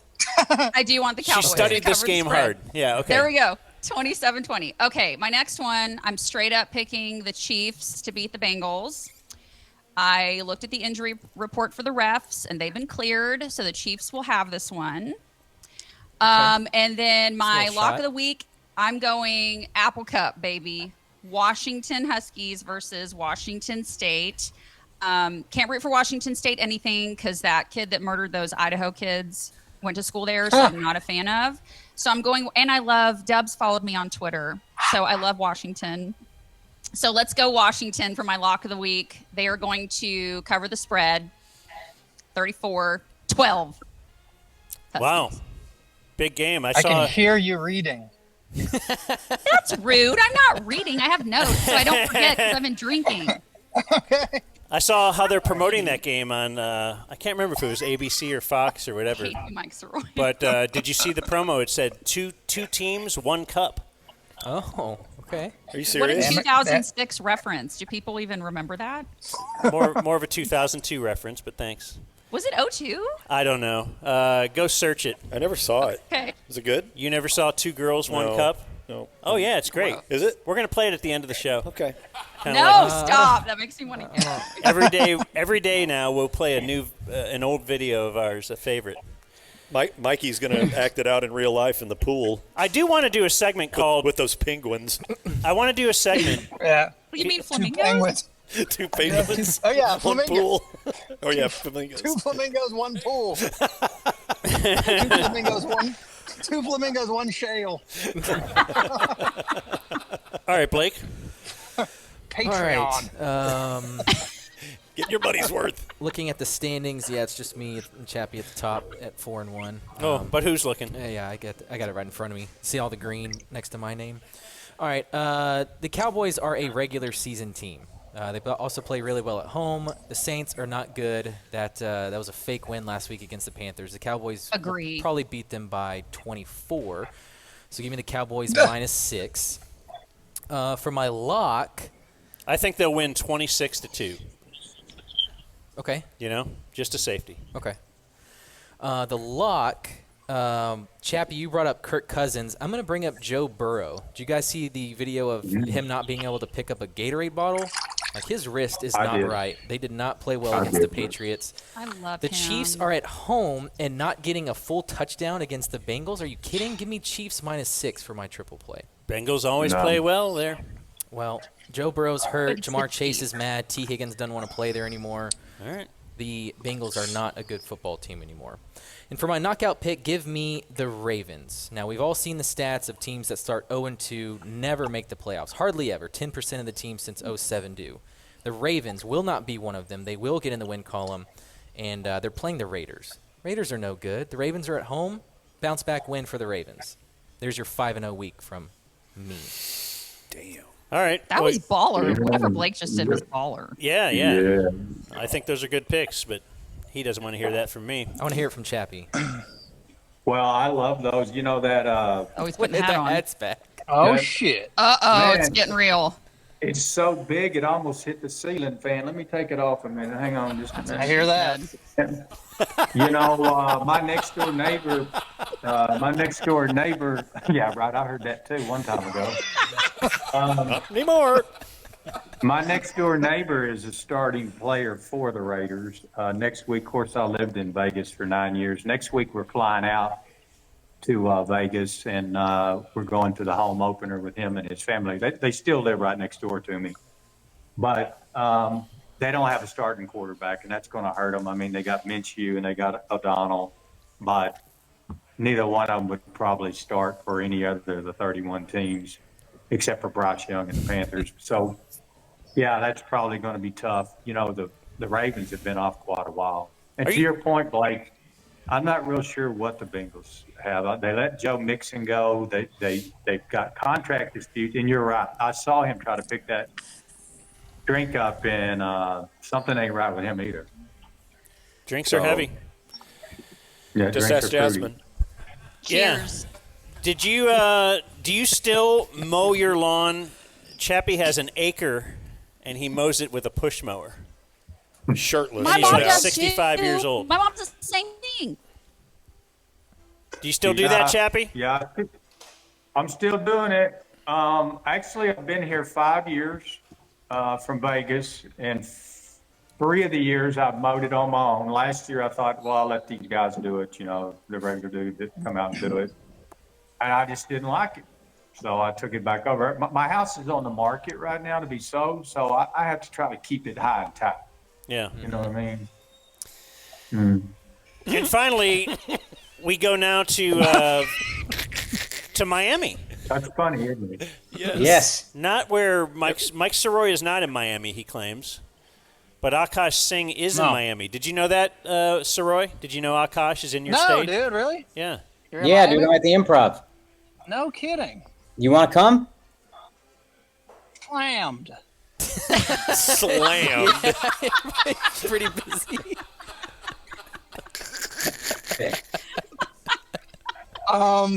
Slammed. Mike Soroyas. Yeah. If you want Sunday, come through. We added a show, so I got you. No joke, honestly. I'm 3 hours away in Sarasota if I was anywhere closer, and I'm here taking care of my sweet mama. Otherwise, I would love to. She looks to like All right, she's well, in if good you want hands. to come, let me know. If your tour winds down from big cities like Miami to playing like little places like Sarasota, maybe the state fair or something, then I'm definitely in. That will never happen unless my career is in the shitter, but sure enough. If it's like Taste of Sarasota, or something down by the water, I would love to. I'll support you in that case. Is there really a taste of Sarasota? Absolutely. Is there enough of Sarasota to taste? Yes, hot dogs and spam. Okay, see. Akash, sandwiches galore. Would you ever play Branson? Actually, no, I don't think so. Okay. I've only done St. Louis in Missouri, and that was terrible. So I can't imagine the rest of Missouri is any better. I'd love to see a nice 11 a.m. comedy show. In Branson. Because when I stopped in Branson to see the Andy Williams Christmas show many years ago, before he was dead, there's some people in line. They were getting tickets for Yakov Smirnoff's next day, Yikes. 11 a.m. show. He would do an 11 a.m. and a 1 p.m. every day, and that's all he did. Yakov Smirnoff owns Branson. Yeah, that's pretty much everything I need to know about Branson. Is that kind of along the lines of a cruise ship? If you end up in Branson? Yeah, Okay. exactly. Branson is the cruise ship of the United States. Okay. All right. Perfect. Let's pick You some should do names. one in Mother Russia joke in honor of Yakov in Sunday's performance. Just a All little right, hat done. tip. If you're there, I got you. But if you're not there, nobody will get it. Fuck. All right, I'm in. All right, perfect. Okay. Hey, are we? Go ahead, sorry. No, you got it. No.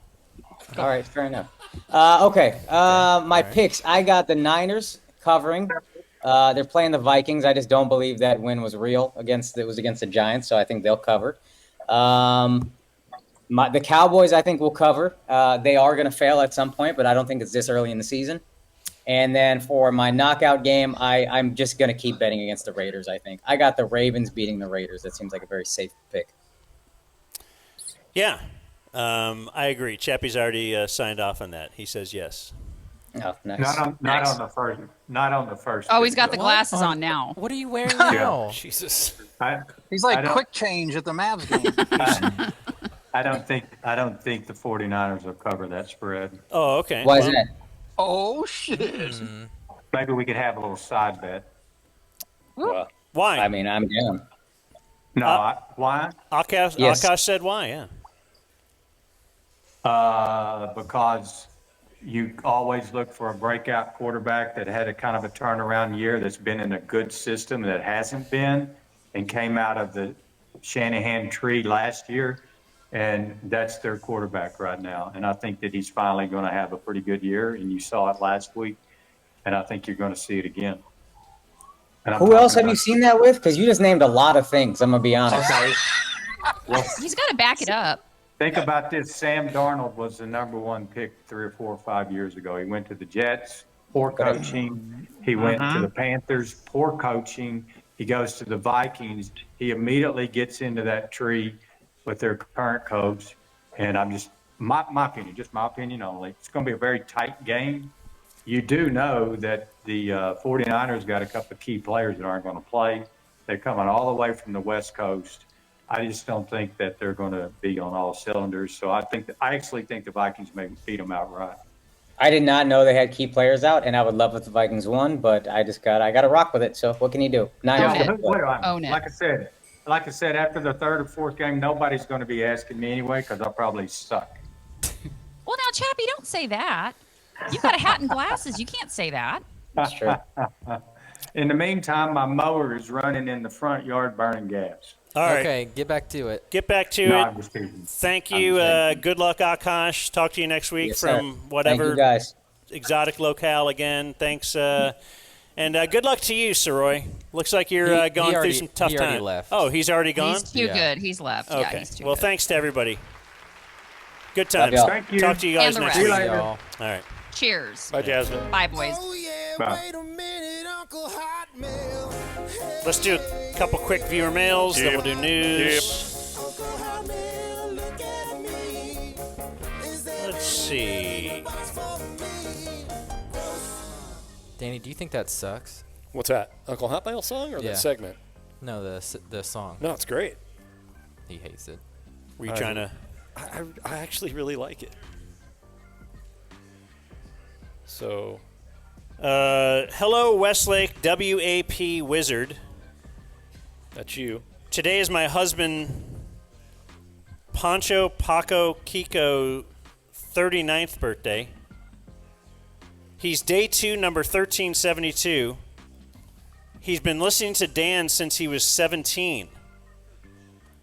For his birthday, I'm surprising him with an early morning reverse moosing, and I Wow. bought him day 1 DZ status. Yep, Thank you, Blake. you got it. We're heading to Lubbock this weekend to watch Tech v. UNT, a.k.a. the Kemp Bowl. He emailed you guys a couple months ago about getting his vasectomy done while listening to the podcast. The procedure has worked so far. Dan and TC are his leaders. Dominic and William Pace are his bleeders. Less Jacob, more Jake Z, more Knock City Knocker, more Heart Attack Man, more Denton County High School football talk. If you need an expert on Mexicans, here's his number. That's from Sabrina. Good day, Gash Connoisseur. Today is my gal McKell birthday. My leaders are Dan's constant changing of hats during a show, Jake not spitting out toothpaste, and Blake's Argyle polos. What are you wearing today? We start district play tonight. Who do we got? Mansfield Timberview. You want more? Do we hate them? No. Who's their quarterback? They're on their backup. Their starter got hurt in week 1. They have a defensive lineman going to LSU. Okay, And I didn't really run I listened to their head coach on Baton Rouge radio, and it was amazing. More Danny. How about that? That's nice. Is that from the Mexican chick? More Chappie. P.S. You should come down to Central Texas and do a meetup. Day 1, DF number 22, Mario from Pflugerville. Okay. He's got a P in the front of that. Spend much time in Pflugerville, Dan? Oh, yeah. Yeah. There's a Hooters there. Dude. Love their fish sandwich. You don't say. Uncle Smash Snatch, can you please wish my brother David Jacoby happy birthday? Thanks, and go Keller Indians. Still going with that, huh? Yep. Okay. There's no chance they'll change, right? They're like, look, a white settlement has to change their name first. Then maybe we'll do it. Also, some non-birthday stuff. Couple of quickies. One from Troby, who says... Troby? Well, just go with it. I was listening to you guys crush it at the Cleveland remote. Wanted to follow up on a topic. I did a deep dive into the cop sticker thingy. Remember we were talking about if you have one of those police, like I donated to the local police thing. Yeah. They'll send you a sticker, and you put it on the back window of your car. And I used to do that, and it never made a difference. You hope it gets you out of a speeding ticket? Well, they watched the HBO documentary called Telemarketers.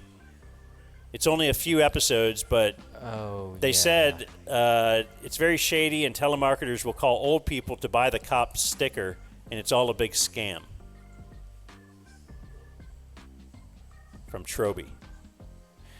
And another topic we've talked about recently, Joe, who says he's a CPA, says pilots that I work for make in the mid-300s. Dang. Because we were talking about pilot salaries, and I think Jake was lowballing him. about that. Commercial pilots? Yeah. Yeah, he thought they made what like a Tom Thumb cashier makes. like 60 or 70, he was saying. Yeah. And cashiers are making 60 or 70? I was trying to be funny, but yeah. I will sack the fuck out of I thought it was rocking. I thought what you said case. was funny. And Nicole writes about, she said she heeded some Dumb Zone advice. Okay. Uncle Hotmail, my dad is not in good health. You've already come to the wrong place. He's likely nearing the end of his life. I may not want to hear the rest of this. My mom told my brother and I to start sleeping with our ringer on. Thanks to your wise advice, I told her I would not be doing that. She and my brother thought I was joking until I very rationally told them why it would be better for me to hear the news in the morning after a good night's sleep, especially because they live 3.5 hours away. I'm pretty sure they all think I am a terrible person, but thanks to your advice, a life could be saved. Imagine a hysterical person driving 3.5 hours in the middle of the night or the next day on no sleep. That's just dangerous. Your show helps people in the strangest ways during hard times. That's from Nicole, day 2, number 931. More Dan, more Blake, and tell Jake go Birds, which I will tell him. But that's a theory of mine. Yeah, just wait to deliver the bad news after the sun comes up, right? Yeah. It used to be if call me they're- after noon because I woke up real late. If they're actually dead and there's nothing you can do. Yeah, It's well, one thing if let's- it's an emergency and they need your help. Let's just say my mom, who lives in Cleveland, falls down and breaks her hip at 11 p.m. Uh-huh. I don't want to know about it at 2 a.m. Why would I? Why not just tell me at 8? What can I do? You can book an early morning flight or something. Well, you could intervene and make some phone calls. Yeah, you need to go pick her up. She has my brother lives there. Let him take care of that. Yeah, that's How a good are point. you going to feel one day when you're old and no one cares about you? I will totally understand that in the morning Because they can. you hit an age where you just become a nuisance and they're just waiting on you to check out, right? I'm on the cusp of that right now. I think we both are. But they still. I may financially. I'm a nuisance, but they deal with me because of the financial aspect. Exactly. And that's how you keep your family close, is always keep them near the teat. Why do they? Right. Near dependent on the teat. Why do they care about you now then? Like I said, they still are college kids. Yeah. They need Okay. daddy's wallet on Yeah. occasion. Here's Jake with the Dumb Zone News. You're not Jake, but we are doing the news. You bet your buns we are. Rob, I got a couple of slices of audio to play. So today, Justin Timberlake had to show up in court for his DUI plea that he had a few months ago. And his appearance was to plead guilty and agree to 25 to 40 hours of community service. Now, he had to confess his crime. And he said, yes, I did consume alcoholic beverages before the arrest. I drove impaired. Now, this was a 180 from back in July when the incident happened, where his lawyer claimed that he wasn't intoxicated when the cops pulled him over. Now, he's admitting to it and admitting that he, going through this guilty plea, getting a little public service that he's going to have to do, and our community service. And no time or anything like that. He said he's had some time to reflect on his actions that didn't live up to his own personal standards. And He didn't write that. he says, I understand my platform, one that I spent a life building. He said he's grateful for the opportunity to learn and should have made a better decision for himself. Blah, blah, blah, blah, blah, blah, blah. But I thought this was kind of funny. Finally, what else? 25 hours community service and a fine up to $500. Where is he going to come up with that kind of scratch? Up to. He really has to do community service? Yeah, 25 hours community service, $500 fine, and for all that he said, and judge thanked him for all that he said, speaking from the heart, and his license in New York State is going to have a 90-day suspension. Now, I dug around a little bit, and I found this piece of audio, and this was a PSA that came out probably in the late 90s, mid-90s, late 90s, whenever NSYNC was popular. And it went something like this. This aired on major networks, and this was to send a message to children. Hey, how's it going? We're in sync. You know, the group in sync? No. We're just going door to door to say thanks. Yeah, for talking to your kids about drinking. You see, even with all our success, you're still a bigger influence on your kids than we are. So yeah, when he was a kid in NSYNC, he had to be part of another PSA to prevent drinking, and I guess he's going. It all comes full circle when you get popped for driving buzzed. I enjoyed one of the phrases you used in the beginning of that story, that he felt that he did not, or his actions did not live up to his personal standards. Yeah. Shouldn't you just, because I feel like mine always do, but I know that I am a dirtbag. Like, Right. my personal standards are very, very low. So my actions certainly live up to it. I think you have in good fact, exceed it. Yeah, you have good. Yeah, you keep the bar low. Because I would probably think, yeah, I'll do some drunk driving, but then I kind of don't. I usually don't. So my actions, I don't know. Kids should follow me more than Justin Timberlake is what I'm saying. That attitude will keep you out of the court system, Dan. Let's do one And more. it keeps you from having to apologize if people don't think you're going to be any good. Right. Let's do one more real quick one. Baby. Yeah. This video went viral and made it actually as a story in the New York Post. This is a woman, and she sounds to be European of some sort, possibly English, British, and she is lounging in a big lawn chair at a public or hotel swimming pool, and she turned the camera on herself, and she had this tale to tell, and we'll discuss after. Nothing? Check that cable over there. Let's check that cable one more time, Rob. Here we go. And start it from the beginning. 3, 2, 1. I'm sitting here minding my own business, right? And I can hear this clicking. And I'm like, I know what sound that is. Please do not let it be true. Right near where I'm sitting. So I'm reading my book, ignoring the sound. I know exactly what the sound is. Some dirty pig is cutting their toenails about 15 feet away from me. Wait, where? She's outside? At a pool. At like a hotel pool with other people. She's outside. And there's a dirty pig clipping his toenails 15 feet from her. Now, what accent is that? She sounds British. She might be Australian. Let's listen. There's a part 2 of this, too.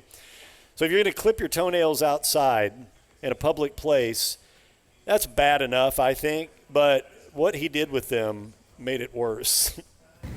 A man, a grown man, is cutting his toenails by the pool.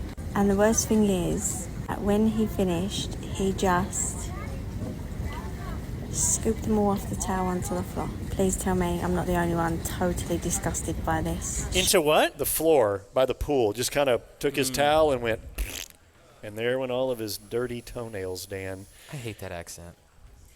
Yeah, it sounds. I agree with all that. Could be a little Australian, maybe too. I can't tell. Thoughts.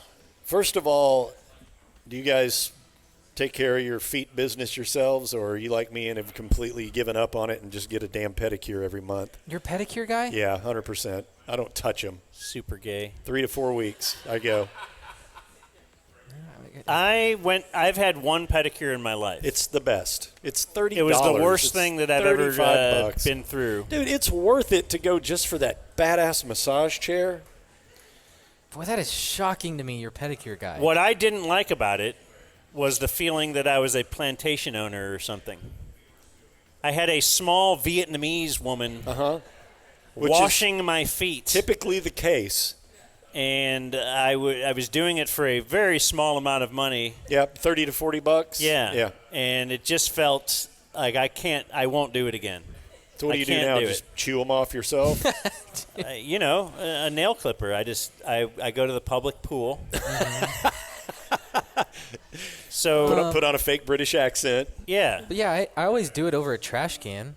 In the house. Yeah. Yeah, but you can get renegades that fly off into your salad. I'll track them down, but my wife likes cutting my toenails. No, she doesn't. Yes, she does. No, she doesn't. She loves popping pimples. She likes cutting toenails. I will let them grow out a little long and then be like, hey, honey, I got a little something for you. You're being serious. Absolutely. Now, look, she loves it. You just walk in now, there she in a prefers robe. if we do it after a shower. That way they're a little soft. You don't have sock residue under the nails. But she absolutely loves it. Yeah, you got to cut like them she, after a shower. She wants to do the – she would like to be a pedicure person, whatever you call those people. Yeah. Pedicurist? Pedicurist? Yeah, sure. You do a little role play with that? Boy, we should. Have her put on one of those rice hats. Uh-huh. And tell her you don't have any cash on you. How can you oh my settle God, this? I should never have come in without money. Do you understand what I'm saying? Money, I don't have any. Let me show you what I do have, and you just. That's open right. it up. Yeah. She's like, whoa, Mr. Dan. Mr. Dan. I can't believe you think that Vietnamese lady that give you pedicures are wearing rice hats. Oh, yeah. I don't know if you went to. You don't go to the place I went. I guess not. Yeah. I guess not. So you felt guilty for having a foreign woman work on your feet. It's just kind of the same theory of in the airport, I would never get a shoe shine from the 75-year-old black man. That just feels so. Is it the stereotype of linking a race to a certain job? Is that the thing that bothers you? If it was a white dude doing the pedicure, I'd do it. Let me ask you this. If it was you, I'm in. Let me ask you this. Do you mow your own yard, Dan? As a matter of fact, see, he gets to catch up on a lot of our topics. Yeah. This is good. I'm not a subscriber. Number one, my wife loves to mow the yard because of the riding lawnmower. Okay. That doesn't even – the lawn hasn't grown this week. She's out there, she loves that thing. She's got a little loves that. In the winter, she'll sit on the dryer. You probably come home and find her sitting on the dryer. However, we will do the every couple of weeks or maybe once a month lawn cutting service to do all the she doesn't do all the edging and stuff. Yeah. She saves her edging for and the I'm bedroom. sure they're all from like Holland. So, this year, I've talked about this before. I got a white lawnmower, a white guy to mow the lawn. He's great. He's wonderful. He understands you. Now, and I like it. I just like the fact that I'm not in a. It's just we're all equals here, or we're just all I don't feel like, it's just a mental thing. I get it. Yeah. Okay. But my rebuttal at the time. So it's like, is it racist? You're denying that I'm denying. Yeah, you're choosing a clean white person to do all of your bidding for you. But it's because I'm not racist that I want just a white guy to mow my lawn. That's why I have to deny another nationality from getting my money. Yeah. Whites need more money. I want the person that's going to be the best person for the job, regardless of where they're from. And he also is great. He is the best lawnmower I've ever had. It's amazing. But would you ever hold a lawnmower audition? Ooh, that's interesting. Yeah, just see who does the best job. Let's start that show.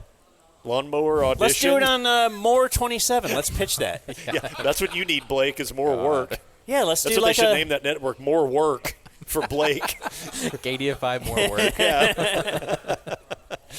But real quick, before we move on. Wait, so the toenails thing. Yeah. What about fingernails?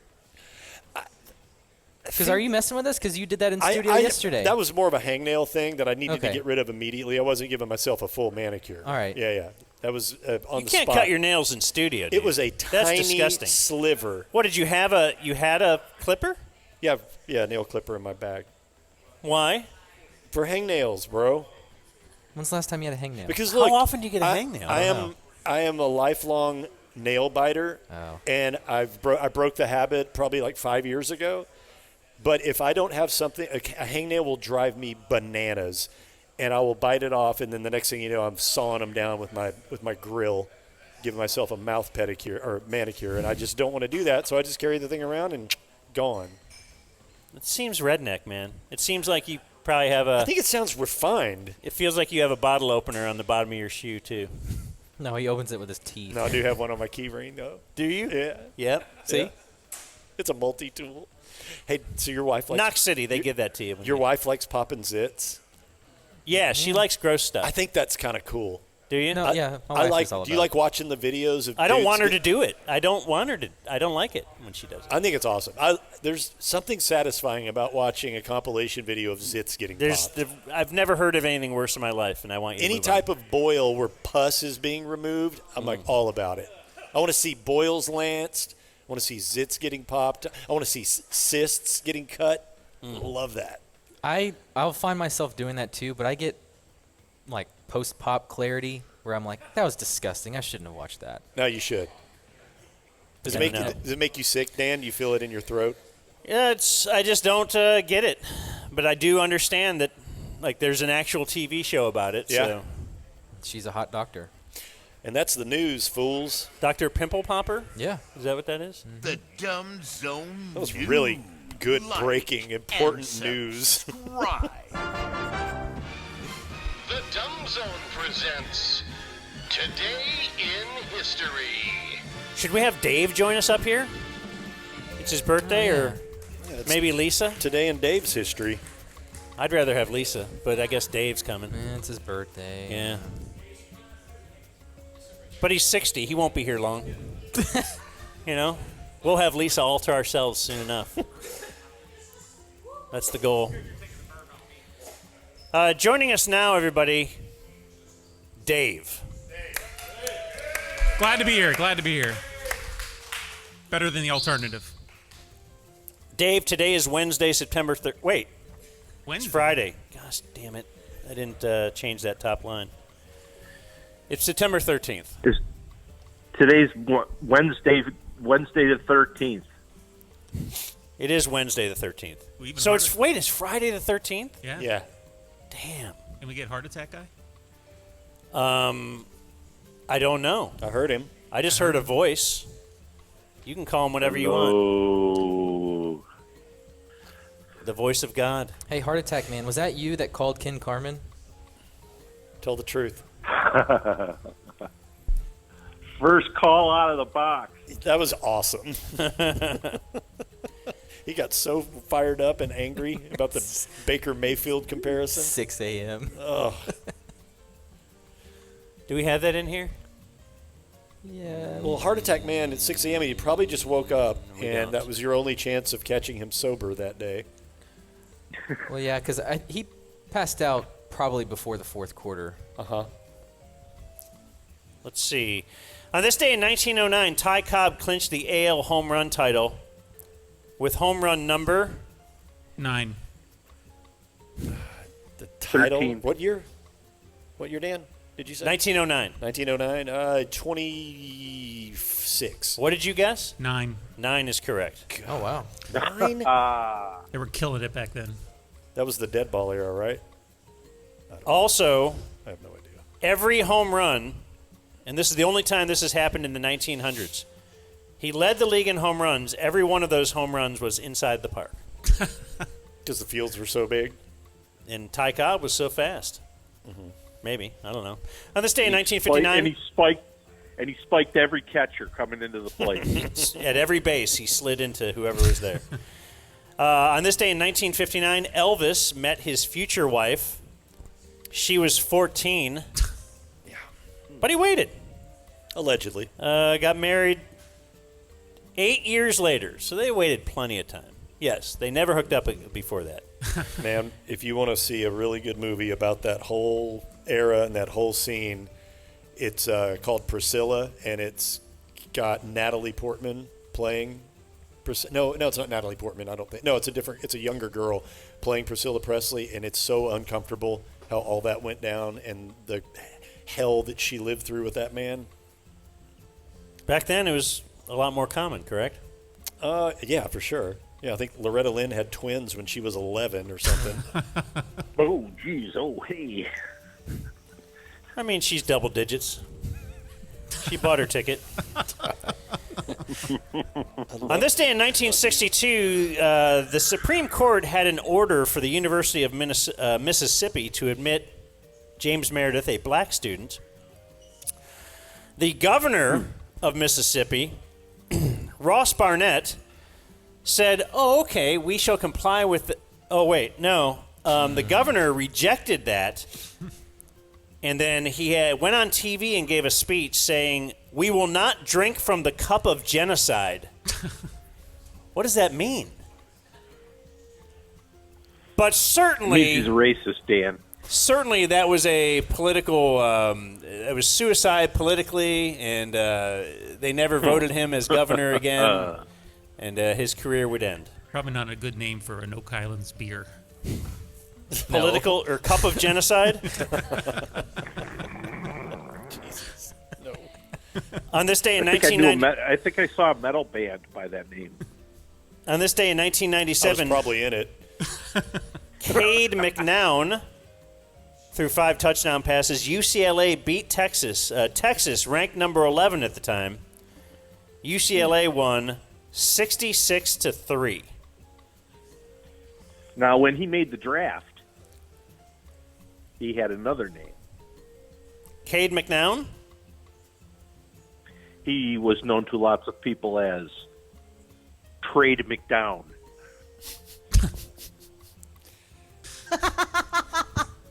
No, thank you. And on this day in 2003, in Oakland, Frankie Francisco yes. Oh, yes. of the Rangers threw a chair into the right field box seats. And 2 spectators were hit in the head. One woman was wearing a rice hat, I think. The game was delayed for 19 minutes. No, 19. The faces on the women. Faces on what? The women. There's screaming. Oh, we got a picture of that? They look, Nice. they look like they just drunk it from the cup of genocide. He must have been suspended for the rest of the year. That one woman looks like those air-up dolls you get at the porn store. Where your mouth's open like that. You used to have one of those, right, Dan? Yes, used to. I would never have one now. I don't know anything about what you're talking about. In today's birthdays, former Tulane quarterback Joe Kemp is 36. Whoa! The good half. Former Cowboy Richie Anderson is 53. Former Cowboy Brad Johnson is 56. Richie Anderson had the worst fullback Brad. Hey, Brad. What was it? 20. I don't recall. Would have been 48. Would have been better. Anything in the 40s. Typically, you want your fullback to have a higher number than your running back, right? They're not giving 48 to anyone under Jerry's watch, do you think? That's retired. Yeah. Not number 0 either. Right. If it's been worn by a Cowboy legend, Jerry doesn't like to give it out. Like Rowdy. Rowdy's a legend. A.J. McCarron is 34. Hot wife. Yeah, he married the girl that Brent Musburger almost stopped down a broadcast to. Sexually harass. Yeah. Take a look at that. Condoms under his Hot piece of ass. Tasty snack. Look at that, Herbie. Boy, but I'd like to get me some of that. I wonder what that thing smells like. Herbie's trying to bring it back to the game. Okay, yeah. He's a snack. Boy, Dan, at the end of the show, is it always like this? Like in the last 5 to 10 minutes, he just says, "It's a slow build." To hell with everything. Sure. Matt Patricia Friday, is bruv. 50. It is Friday, bruv. He's been drinking beer out here. Darren Waller is 32. I took about 40 of those gummies. I'm fired up. He's done. Yeah. Waller. What? He retired. Did he? Yeah. Yeah. He's only 32. Yeah. And Giants give him a big contract. All those drugs play a toll on Yeah. your system. Yeah. He's probably an old 32. Married to? Kelsey Plum. That's right. Mark that, Beth. Jeff Ross is 59. So Jeff Ross. Wow. The roaster? Mm-hmm. I was just going back through. Joke, Dan. I was going back through his Emmitt Smith roast appearance this morning. Emmitt Smith? Yeah, I didn't even know there was I didn't know one. there was Yeah. So there was it was called Shaq's All-Star Comedy Roast back in the early 2000s. And it was like on pay-per-view or something. And Jeff Ross, that's kind of when he was bursting onto the scene. Nobody really knew who he was. I wonder if I should just do this next week. I want to do a bit called "We Can't Do This on the Radio." Because this, you could not play. Maybe I'll just play a minute of it. This audio? There's like no way you could even edit it and play it? Okay, so here is Jeff Ross. Oh my God, if you think I'm going to hell, wait till this motherfucker comes up. So this is Jamie Foxx is kind of the host. Shaq is there. It's called Shaq's Comedy Roast, but he's just sitting there laughing, like just Shaq laughing and just slamming the table like he'll do. The majority of people in the whole room are black. Emmett Smith is there. Anyway, I'll just play a little bit. So you Emmett tell me Smith if you think. it wasn't a roast of him. He was just collateral damage. No, it was the Emmett Smith roast. Oh, he had wow. just retired, I believe, never or heard just this. broke the record or something like that. Crazy. He's going to hell in a handbasket. Ladies and gentlemen, without further ado, Jeff Ross. So no one knew who this guy was. How about a hand for your host, Jamie Foxx, everybody? Nice to see you back in men's clothes. I tried to look good for you. I got a haircut. Does this look bad? You can tell me. You know it's a bad haircut when halfway through the haircut, the guy just drops his scissors and he goes, fuck it. He goes, fuck this shit. This is all right. Nice to see you, Emmett. Good to see you, brother. Thanks for having me. You know, I was so excited to be here and see Shaq and Emmett and hang out with all these comedians. I feel like I died and went to Harlem. This ain't a roast, it's a barbecue.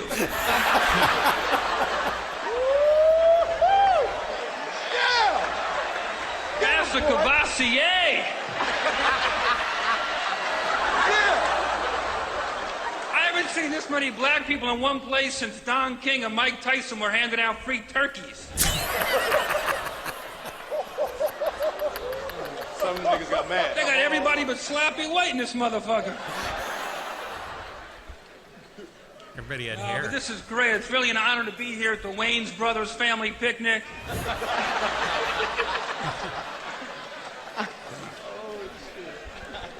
I'll keep it short because Moose Johnston did all my shit. He had a real bad set. That's good. That's really good.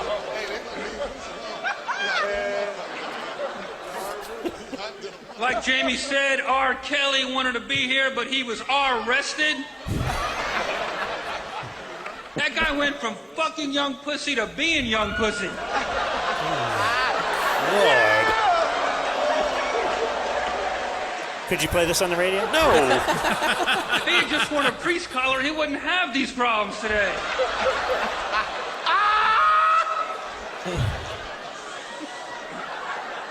But Emmett, you know, I'm here for basically two reasons. First reason is I'm a big, big fan of yours. Second reason is Shaq sent me a beautiful letter saying he wanted me to come and it was for charity.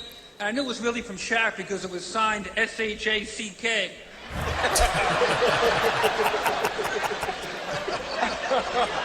Shaq, man, you look good. You look good. Congratulations. Your knuckles look scraped. Did you walk here?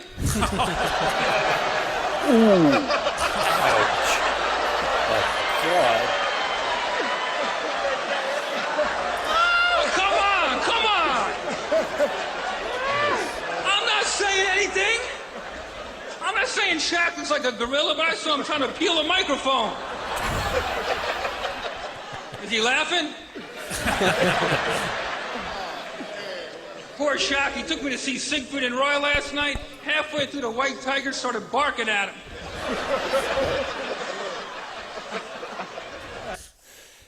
I remember. Could you play that on the radio? I remember the end of that, but I didn't know the context was within an Emmett Smith roast. But yeah, that's. I don't know if we can play it here. Ralph Northam is 65. This is a paid episode, my friend. Ralph Northam, I believe, there's a big Kemp spin on him. Was he the Tiger King guy? No, I think he was like a politician. Oh. Is he the one that was having the wide stance to meet up a dude in the bathroom? I don't know. Let's just see. What does it say there? No. Oh, blackface. And then it says just blackface. It says he moonwalked when he was asked about it. Yeah, okay, he's a governor. Chris Hansen, 55. I'm Chris Hansen. And Tyler Perry is born for 65.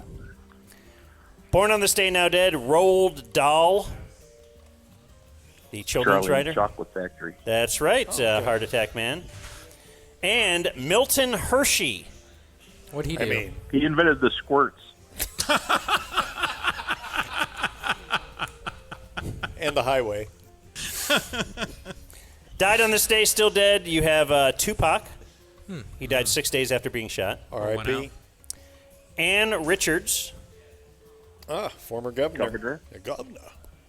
And Frank Vincent, From The Sopranos? who was in Goodfellas. Goodfellas and Sopranos, right? It's true. Was he in Sopranos? I believe so. Who was he in Goodfellas? He was the mob boss. Billy Batts? No. The one who disappeared and they caught him in Oyster Bay. Put a gun over to his head in the gas station and his head got run over because his wife didn't put the car in park. Oh, yeah. That's right. All right.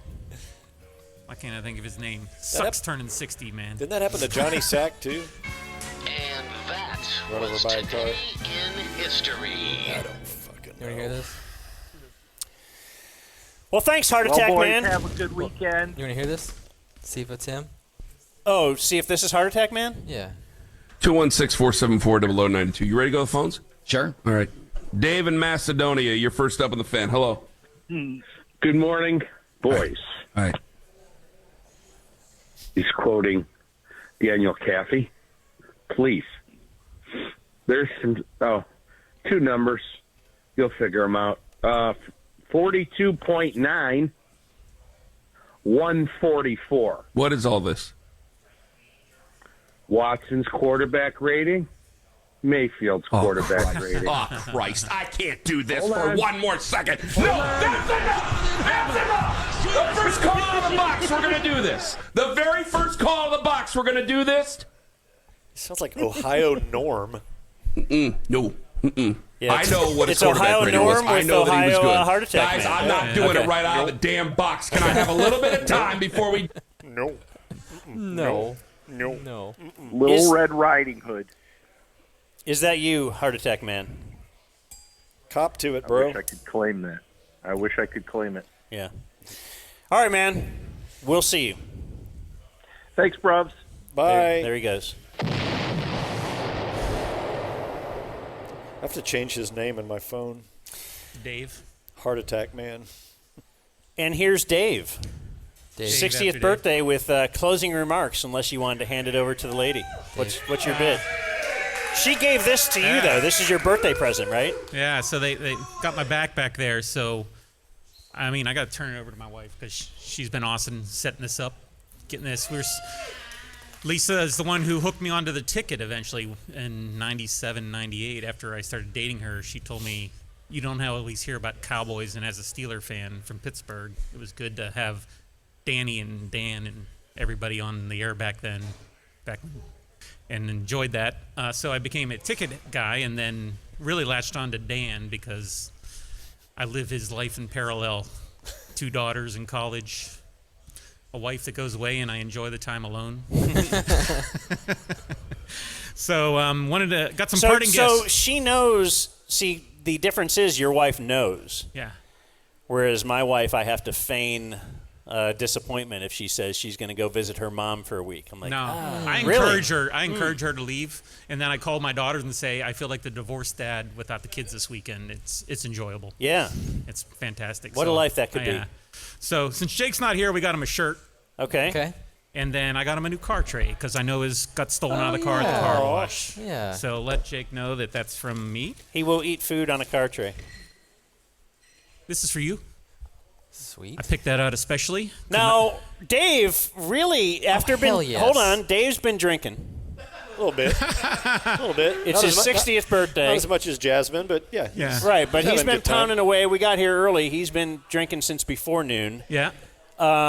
We have thousands of dollars in video equipment here. And I just tossed And a- Dave just thought, you know what? I'm just going to throw this thing like he barely missed this camera. Yeah.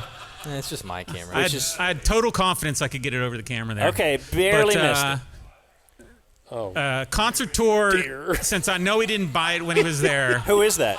This is Lindsey Sterling. Lindsey Sterling, his Oh, favorite okay. artist that he went to the concert to. I could not pass it up to pick him up a concert shirt because Yes. I know he was embarrassed to buy one, but I was not. The line was just too long. Yeah. Your wife does plan a good party. These Dave Zone T-shirts that are in our. We got a with our shout out to logo. my neighbor. And cookies. Yeah, And we got a Dave shout out Zone to my cookies. neighbor, Lisa, who made those. She's a graphic artist and she killed it. Made those, and then she sent them over to our other neighbor who makes those cookies, and it was fantastic. Okay. And Dan, as my hero that you are, I brought you something to help commemorate He's something gonna that's throw happened in both something of our again. lives. I will not throw this at you because I don't want to knock anything over. And this is a little bit harder. But as a Marietta College alumnus, and knowing that you were on the air in Marietta, I got you a six-time national champion Marietta College baseball cap. And They're very good at baseball. Yes. They used to be. They haven't won one since 2012. They won 3 times when I was there. I'm trying to remember. Division There's III. one name that would stand out. When I was, Shalley. Huh? Dan Shalley, Dave Shalley. No, I was thinking of. There's a major league pitcher who went there. Mulholland. Terry Mulholland. Terry Mulholland. Yeah. Okay. So he was there when I was there, and we used to go see him play when he played for the Mets. And actually, one time he cut the ball in his mitt and couldn't get the ball out, and he threw his whole mitt to first base. And that worked out? And it worked out. That's a dope lid, Dan. But I want to see that worn on the next time you're on Steve Look at Noviello's that. show. Look at I want you to that. rotate that hat. Dan looks like a badass. So this doesn't he? doesn't count.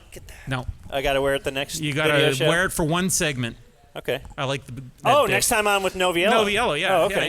Yeah. That's a great bit. I like it. Well, one person now. Yeah. Yeah. Didn't seem to go over much with the panel there. But No, Steve didn't really care for it. Yeah. No. And then I'll make myself available if you need a Steeler fan at the Steeler watching party in October. Although it's a night game, so I may fall asleep halfway through. Yeah, I will too, but I'll be at home, so it'll be a fun. Can I sleep in the spare bedroom? Absolutely not. So, are we petering out? Okay. I think we're petering out. Okay. I don't have much else other than, brevity is the soul of humor. Is that what we're saying? Wit is the word we're looking for. Okay. Are your actions living up to your personal standards today? I think so. Okay. It's only going to go downhill from here. All right. Well, thanks, man. Thanks for having us. Thanks, Lisa. Thanks, everybody. Let's all celebrate Dave. Happy birthday, Dave. Will this segment be on TV tonight, or? No. Yeah. I don't want to see myself or hear myself on TV. He's all like modest. I mean, I don't really need that, but yeah, no, nothing we did today will make TV. We just used the good shows. So I don't know. Sopranos talk was very, very good as a Sopranos fan that I am. Well, there you go. Way to go, Danny. You're welcome. All right. Well, I guess we'll just see you Monday. Now I got to hit this. Gosh darn it. Adios, We gotta go before this becomes a zoo. Thank you for watching my video. Subscribe and type for my name if you want to watch more of my videos. They're eating the dogs. The people that came in, they're eating.